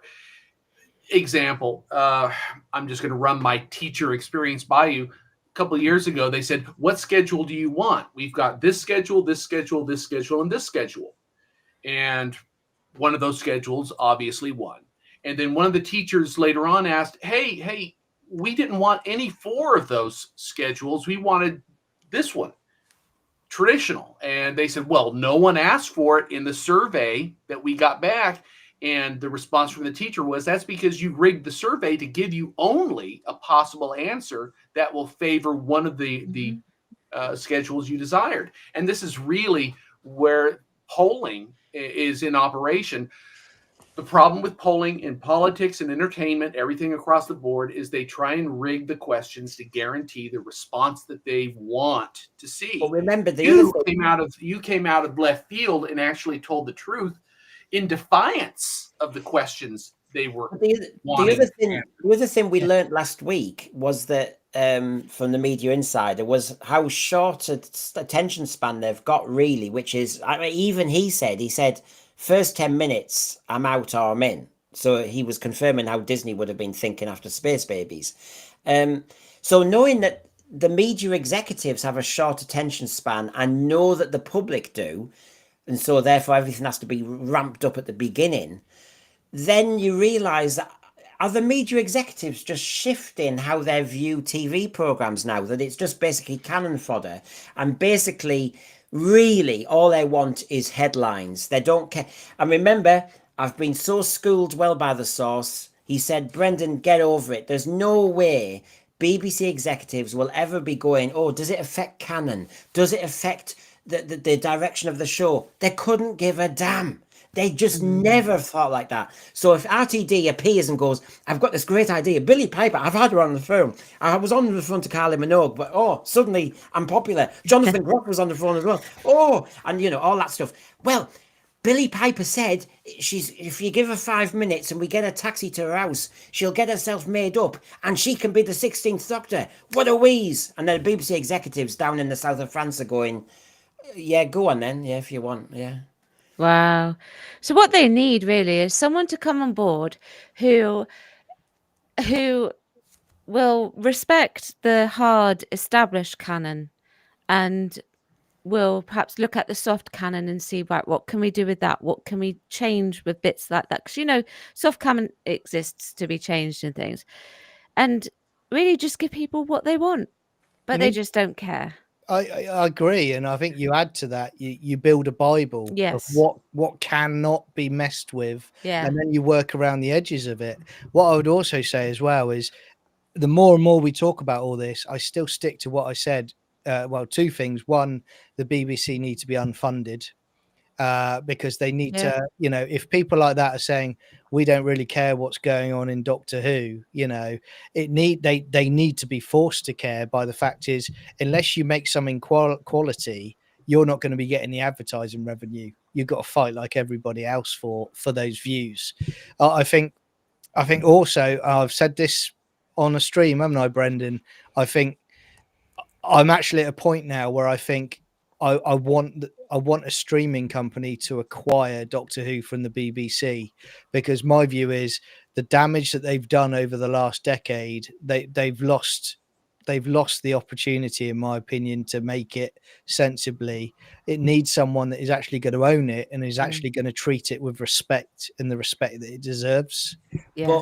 But I know what you're saying, and obviously I'm on the same path. But to be honest, when I've talked to my source, they've said you've just got to realize though that number one, the BBC won't give it away, and they may sell the back catalogue for so many years now, but they'll sit on it. But they don't know what to do with it. They don't care about it, so they have no interest in plots, ideas, style, direction. As I said last week, they can't remember it used to be scary. They thought it was just popular during David Tennant's time, which means a bit of everything and it wham bam thank you ma'am. They really have no interest, no knowledge, and they're not going to sit down and do some swatting up. It's so surprising as well, because when it was first introduced, like back in the 1960s, they couldn't have guaranteed that it was going to take off this way. I mean, this is just like a phenomenon, isn't it? Really? And it's just bowled them over. Well, a phenomenon is successful partly because it reaches the cultural zeitgeist at the moment it's created. But usually these phenomenons succeed long term because there are universal elements in them that their devoted fans are attached to, and a lot of normies who come in casually can appreciate. But at the same time, at the BBC, as it's currently configured, I don't think there's anyone in the hierarchy that understands science fiction in general and Doctor Who specifically. No, I mean, and if you just take a look, one last look, this is what she looked like, a few months ago, and this is what she looks like now on the right there. I mean, gosh, she's lost a lot of weight. My God, look at that again. Look. Oh my. I mean, okay. It's shocking. I mean, what's happened to her? I'm worried about her. She's taken the Ozempic to counteract the shooty muscles. That's what she's done. There you go. Billie Piper was on the radio and she was thinking, I think RTD said it really well about 2 weeks ago. When, where, what, why is yet to be discovered. Is that conveniently vague? Yes. Now, is she just enjoying playing with us, or is everybody put your money on the table now? I'm going to go on the panel and I'm asking the thread. Are we just being, is this the clickbait itself? And she's falling into the clickbait. Go on, I'll start with you, Christian. Go on, and what do you reckon? Is there a Christmas special? Is there a special with Billie in it? And then they'll explain it away? Or do you just think they're teasing us, as in the My Media Insider said? I think to start with, they're just teasing us, that there's nothing there. On the other hand, if they can cobble together enough interest to do a children in need special for 10 minutes, they may decide, okay, we'll blow over it with that 10-minute segment and we'll call it a day. But I would say going into this, there was absolutely nothing planned. Nothing. Now, as I come to Rachel, I'm just trying to keep up with as many things as possible. Tony Farrell's TARDIS, hello. I have a question. Is your source saying the BBC have lost interest or that they were never interested? Second one. He said, remember, go back to my last week's one. You'll see the quotes. He talked about them being Oxbridge, that they laugh at sci-fi. They don't get it. So Tony Farrell, it's definitely the second one, according to my source. And Rachel, I just wanted to bring one more in before. Yeah, Daryl Joyce, lovely Daryl Joyce. Go and find his channel as well with all those great animations. Daryl Joyce, if they don't care about canon, that's fine. As long as they care about money and can be educated into the fact that Doctor Who is a British cultural phenomenon that has seeped into the British psyche. Yeah. Go on, Rachel. Your thoughts on this? Is it clickbait? Is it real? Total and utter clickbait. There's nothing in it. There is absolutely nothing in it. I don't think there'll be a Christmas special this year. And do you know what? I'm fine with that. I'm glad. Well, as you said, I preferred Wallace and Gromit. Yeah, me too. Very much so. And actually, it's Rachel, fun, actually. When we looked at Joy to the World, if you think about it now, having seen episode 8 of season 2, I'm really irritated that the Joy to the World was all a setup for the Joy to the World as I die. Very weird. Yeah, it is very weird. I don't really know what to say. How many stars are in the universe are made from fat women? I don't know. I mean, mind you, Kylie Minogue wasn't fat, but she turned into a star. She did, yeah. And then Joy turned into a star. Maybe she turned into half a universe. I'm not quite sure. But it's just plot regurgitation, really, isn't it? Yeah. But just to confirm, everybody, I can't help it. Look at those shoulders and look at the weight she's lost. John, is this clickbait or do you think there's an outside chance? This is 100% clickbait and there's nothing happening at Christmas. There's no special coming because if there was, as we were just saying a few minutes ago, tagging Billie onto the end of it was the ultimate clickbait they wanted. Now, if they had an episode coming at Christmas, that would have been out. You know, they would have announced it by now without a doubt, because that's promotion, that's PR to keep it ticking along. And then we get to Christmas and all bets are off. It's not happening. What about John? What about Grizz Redford? Good to see you here. Please, I'm like me, Rachel and John. We're looking for as many subs as possible. If Billie goes down well in Wednesday, which is what she's dressed for there, for the premiere, the clamour to get her to do more Who could be a factor. What do you reckon, John? They could do it, and again, that would be the classic modern era production where they're not casting the right person for the role. They're casting somebody just because of the latest spin and PR. They made the mistake with Gatwa. They made the mistake with Jodie Whittaker. And if they do that again, they deserve everything they get, because, you know, what you find with these shows and these actors, their high score that they get for a good performance, it fades over time. So they might be wonderful one day, but they're, you know, they're the newspaper for fish and chips the day after. So you can't cast like that. My worry would also be if she were to do it, how much like would she be compared to David Tennant or Christopher Eccleston, the two doctors that she was with? How much would she take from them and what they did and put it, and Jodie, like Jodie Whittaker did, yeah, and put it into her portrayal of the Doctor? I think she'd be slightly better than Jodie Whittaker because at least she knows the background of Doctor Who. But still, I don't think it would work. Well, Julian Dash thinks I'm being a bit mean, and I might be being a bit mean. You know, we make these shows. I've been preparing all day, don't you know? And yeah, maybe I might be being a little bit mean in my humour, but you know, I don't think it's a Hannon offence. I think I'm just trying to get a little bit of mirth going. Well, I tell you what, Brendan, I think the humor that you're applying is relevant. Basically, when they stuck her face on Gatwa's body, they set in motion all sorts of memes that were going to be going around the internet. They did it to themselves, and unfortunately, you go for the low-hanging fruit. They're offering it. Well, do you know what? If I'm being mean, it's mean to put Billie Piper in that situation where she's not ready. She's badly photoshopped onto a muscular actor and a male actor, by the way. Don't you know? You know, she is a female after all. Do a good job on it. You know, come on. So, okay, Brendan's mean. Put me in the corner for a second. And they've been a bit shoddy, Julian. Don't you know? Now, the reason I'm showing you this quotation from RTD before we move on to the BBC's dim view of fans is he said last year, I live off risk. I love it. I think we can be unfair to fans sometimes when we say the viewers are polarised because there's nothing fans love more than a good debate.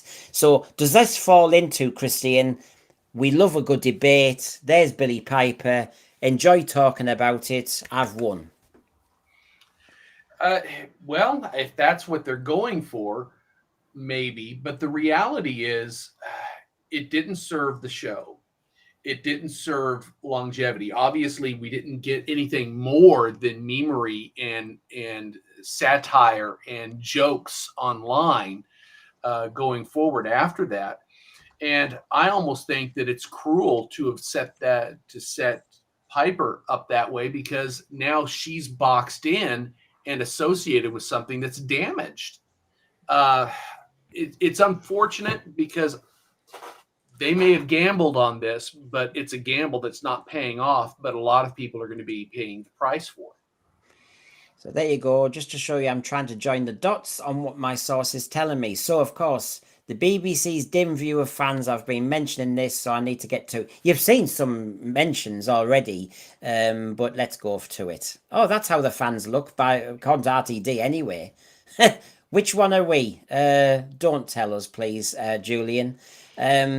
Which one are we? I mean, well, that's the Jack Doctor on the right, clearly, isn't it? You know.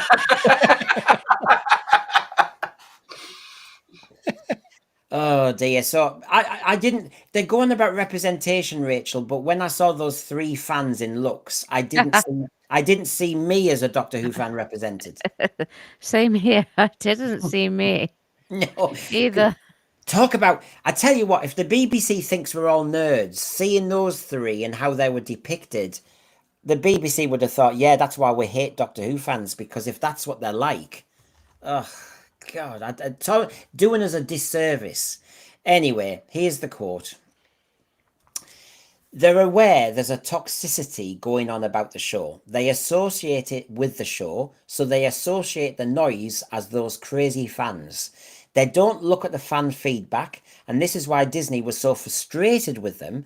They said, you're not looking at what the audience is saying. And they said, well, the audience is crazy. They're all nuts. They phone in on the switchboard and say the doctor's pressed the wrong button on the console. They're lumping all the fans into one great big toxic world, which suits Russell and Jane because they can then just say, those fans are nuts. Don't worry about them. We know what we're doing. Wow. Wow. Now, why does this not surprise me? Well, I am not surprised by this. Yeah, but it falls into Russell's, doesn't it? Yeah, it Because does. Yeah. if Russell is a successful writer on the inside, and he says, "I happen to be a super fan," then every time they see all this nonsense about, oh, they're doing something wrong with Doctor Who, they go, "Russell, are we doing something wrong with Doctor Who?" And he goes, "No, darling, we're not," and that's it. Well, don't worry about it. Yes. Yes. Don't worry about it. Go on. Sorry, go on. I was just going to say, the toxicity going on about the show. Well, that's only happened majorly in the last 10 years by excluding certain members of the audience and promoting it for other members of the audience, who see Doctor Who totally different to what it was devised to be. Now, this goes back to what I was saying about the power analytics and what Christian was saying. That they don't want the feedback because they know the feedback they will get if they ask for the feedback, the correct feedback, that it's a load of rubbish. Go back to more traditional Doctor Who, scary monsters, adventures in time and space. They don't want that because they know the answers they're going to get. And obviously I can see it's going to get people irritated in the thread, quite rightly, because it just means it falls into what's going on in politics and everything. The more of us who say we're not happy with something, the more they go, but you're the wrong sort. We don't listen to you. We listen to our own instinct.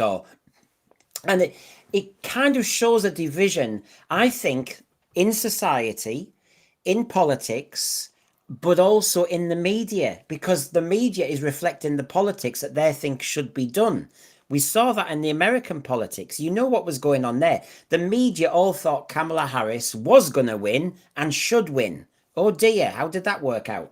And they even, as you know, started to edit her interviews to try and make her look better. And here we've got a similar type of politics going on. Like I said, I don't want to get into the politics debate, but the point is the media lovies are trying to say, yeah, but there's a certain type of fan, there's a certain type of viewer, there's a certain type of voter that we are never going to listen to. Yeah. And the majority is the people who have followed this show for years. Yeah, we're not going to listen to them anymore. Yeah. Don't want to know. We don't want to know. They're nuts. As we said last week, though, folks, it was, you cannot criticize something legitimately anymore and without being called some horrible name that they like to throw out now. The fact is, we talked about this last week, they're basically saying, okay, right, you've been used to eating roast beef every Sunday, now we're just going to give you crackers and some cress, but you're going to love it, and you're going to love it when we replace it, because that's what you should like. They're deliberately trying to lower the standards, and anyone that pushes back against that, they've got a major issue. It's not the case. And everybody who is passionate, has always been passionate about the show they love, just keep pushing back, because these people need to be told again and again, and that's the line we will stand on and say, no, we're not having it. Yeah. Christine, what are you thinking that? Go on.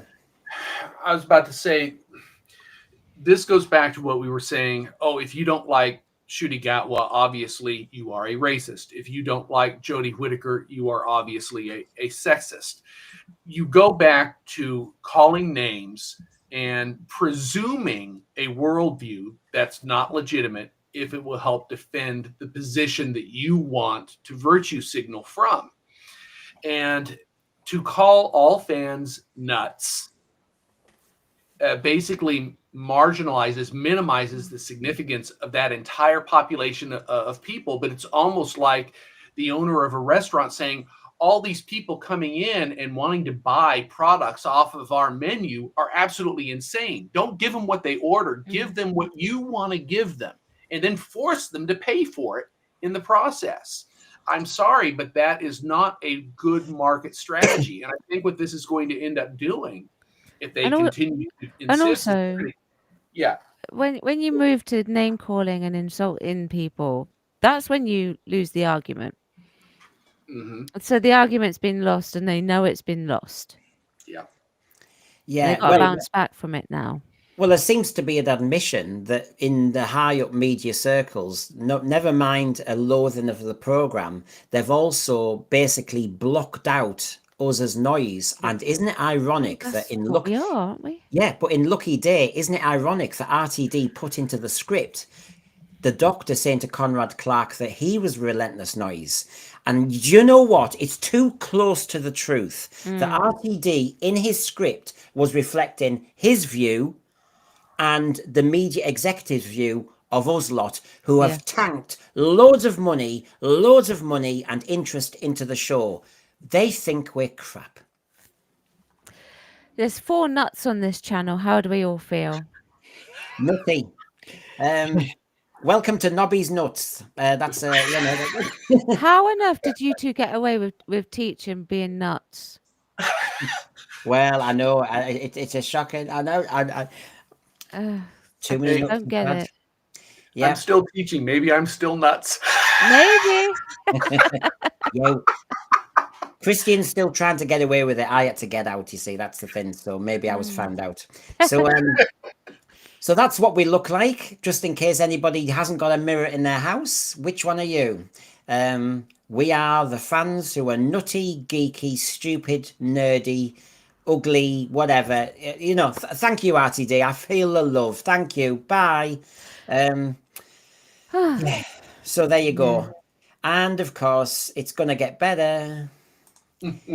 Chris Chibnall's pitch. This was just from the inside, from what the insider was saying. I know it happened years ago, but just to kind of give you a lovely aperitif. I just want to cheer you all up with that beautiful TARDIS console. Lovely. Oh, it's so phallic. It's unreal. Oh, but Rachel, you can't unsee it once it's been said. But Rachel, in a way, I look, I'm going to really push back in another sort of way. Okay. And say to you, Rachel, having had for 2 seasons that very sterile warehouse, do you almost feel like this is not the least, this is not the worst TARDIS now? No, it's certainly more colourful. It's warmer. Yeah. There you go. That's the term. Anyway, a very metaphorical TARDIS. I'm giving everybody nightmares there, but here we go. We've got a woman in charge. Media insider. Chibnall just did his pitch. They nodded head and said, go for it. He expected pushback. It was a 5-season plan. So, there you go. Chris Chibnall just did his pitch. They nodded heads and said, go for it. He expected pushback. It was a 5-season plan. That's what the media insiders are saying. And of course, everything we said on Friday last week and I've been saying today, it seems to me, because the BBC executives are not interested, you only have to show half an idea and they just grab you. But they don't ask you any questions. They just let you get on with it. If he did give them a 5-season pitch, I didn't feel like there was any effective buildup that you could identify. Usually, if there's a 5-season narrative, like something called, say, Babylon 5, which ran 5 seasons and did so effectively, you could kind of sense the buildup. You knew where they were going, and there was a satisfactory payoff. It feels like he said, I've got an idea for a 5-season story, but in his mind, he didn't know how to execute it. He had no idea how he was going to get to his end point or what that end point was going to be. So what's classic, Rachel, here is Ncuti. It was a longer plan with Ncuti, and he's the best talent around, don't you know? Even though that we bought somebody else out for that year, and of course he ended up rewarding that loyalty by actually going early because it was going wrong, and Disney thought it was toxic. And now we've got the earlier era. Chris Chibnall had a 5-year plan, which they deny now. We all heard this, but they're now denying it. But the media insider is saying, It didn't. Well, with the way he was presenting the story, it didn't feel like it was going to be a long time. I mean, I don't really know what to say to this, but Well, because remember we had lockdown, and so then yeah, he conflated a few seasons. I think the Timeless Children, I will kind of say maybe the whole idea, and then Flux. like Everything's been a bit. he he definitely intended Flux, and I think perhaps he sort of like realized what sort of situation he got himself into, and perhaps just went a bit overboard with Flux. No, not with Flux. The Timeless Children. Wait, what came first? Flux or Timeless Children? Timeless Children. Timeless Children. Yeah. Okay. And then he got him. Sorry, I knew I was wrong there. So he got himself into a mess with the Timeless Children, realized what he did, and then wrote Flux. And then he was just like, I have to get out of there. I have to leave. So, well, it was one accident after another. He started with the first Yeah. season. We were going to stay away from any established villains and try and start with a fresh palette. But the writing was so bad and people were basically abandoning the show. They said, okay, when we come back for the next season, we've got to galvanize interest. Let's bring back some of the classic villains. But that already undercut what his initial plan was. And then he said, well, we're still not making headway, so let's go ahead and retailor the entire universe with the Timeless Children.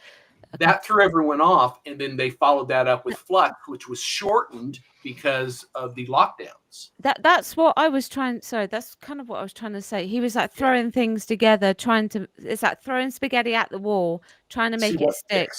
And it didn't work, and so he was like, no, I can't do it. Gone. Yeah. So that's it. So there's just reminders. Just go on. And I don't think he saw any reason to stay beyond point of Jodie leading as well, because she was pregnant too, so she was going. So why not hand it over to somebody else to clean up what mess you've done? Yeah. So if you think he had a 5-year plan and all the rest of it, which did change because of lack of success, and I'll remind everybody from last week that remember, this is how the BBC executives think, according to my insider. I don't want to be thinking about this. All these competing rival streamers talking to me and I don't understand the show. And you're waffling at me about some detail and how you're totally going to change it. I'm just thinking this is just a headache. They're going, oh God, we've got to watch it now. You know, there's no interest. So, of course, anybody like Chris Chibnall, RTD, Stephen Moffat, you've got the job without an interview. That's how it feels to me. Oh, there you go. There you go. I've done my cursory shot buddies together as well. Yeah.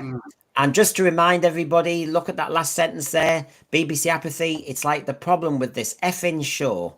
Yep. Reminders of last week in case you've ever forgotten. And the reboot was supposed to be different. Remember what we've been saying. And then, of course, we had his genius idea for the specials, which were supposed to be separate to any new season, hence why it was called season 1. And remember how that didn't work and they were let down. And the last thing I wanted to show you all is a reminder, which myths have been kind of set up here. We have been told by RTD that he was ambushed. So on that first column, he says, they sprung a trap on me, darling. They said, we want to make Doctor Who bigger. We want to take it to a streamer. We want to go worldwide. We think that it's good enough to compete with Star Trek and right? And so he kind of basically, made his pitch. So basically, he just happened to be around and then they ambushed him. Yeah? Right, With the specials. But this is not really what I was told by my media insider, remember? He said it's embarrassing. They don't watch it. It makes them millions, What they've done is they've got Russell. He came to them, by the way. They didn't go to him. They were going to cancel the show and work out what to do later with the sales. Then Russell approached them and said, shall I come back and save the show? Now, those two can't be right.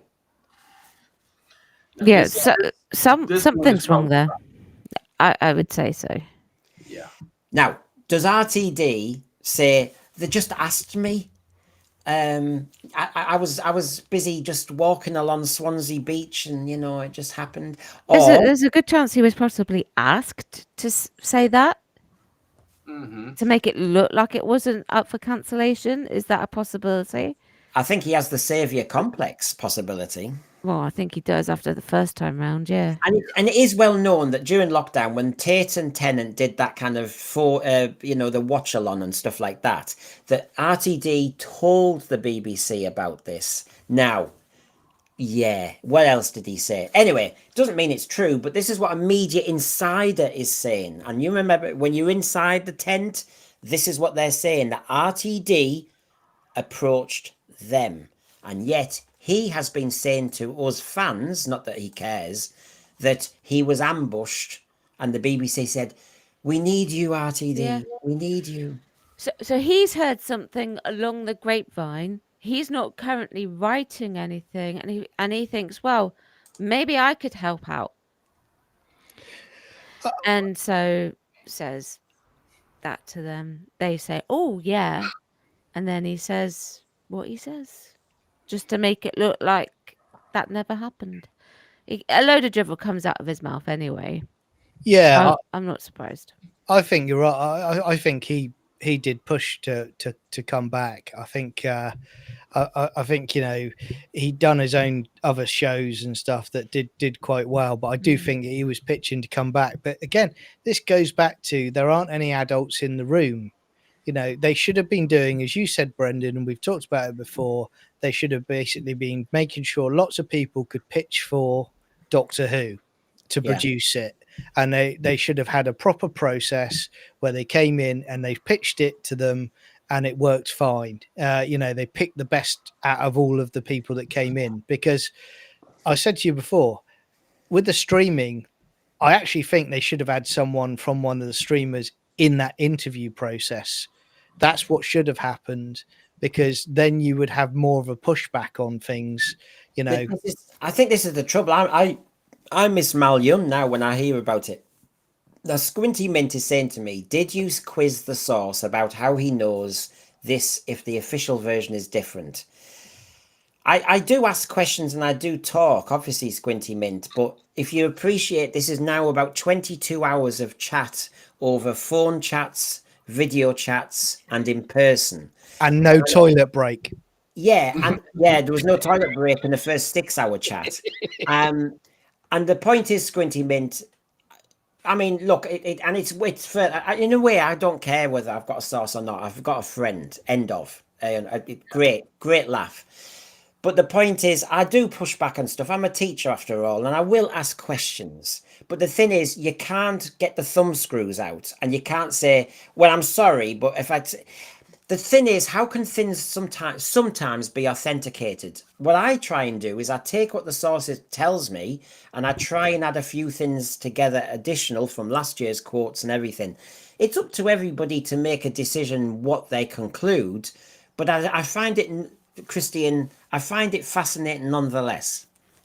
Well, it is fascinating to see how the pieces actually come together. When I look at, for example, the quotes that we've seen so far, I think John is right. When they set up the review of potential pitch operators, they should have been able to make some informed decisions.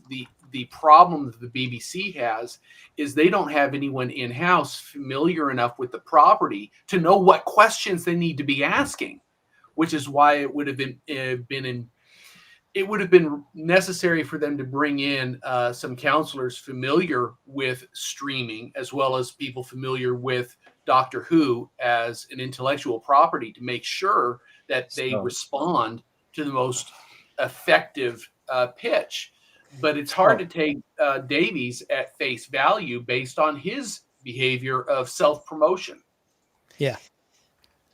I mean, all I can say is, insiders, it's like I know in schools that you have the policy that's said to the parents, you have the kind of version of a policy that you say to the kids every day, and then there's the moments when you're in the staff room and you hear a different version, but that would never get out.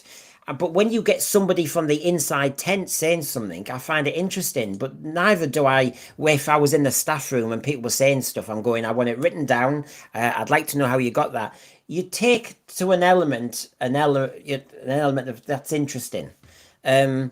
So I just want to I can see everybody saying, does he work for the BBC? Is this source in the know about something? You're all asking so many questions, aren't you? YouTube is melting with everyone pondering, thinking, sweating over who is the source. Be allowed to make contact with the source. Prepare for access to the source. Therefore, claim rapport with the source, so that. So there you go. I'm not going to tell you, obviously, but I will be talking to him over the weekend in a lovely video chat with me, him, and Jamie. And I'm looking forward to it. Rachel, it's been great to get you back on because, bless you, you've been working your socks off doing your day job. I have. And so here's your moment to sell your channel and remind everybody what you get up to. Yeah, so my channel's a little bit spicy. Okay, so we don't just talk about Doctor Who, we talk about all sorts of things on that channel, woke topics and things like that. YouTube is not loving it at the moment. They changed their algorithm at the start of the year, so it's not pushing independent media anymore. So it'd be great to have some love over there, please.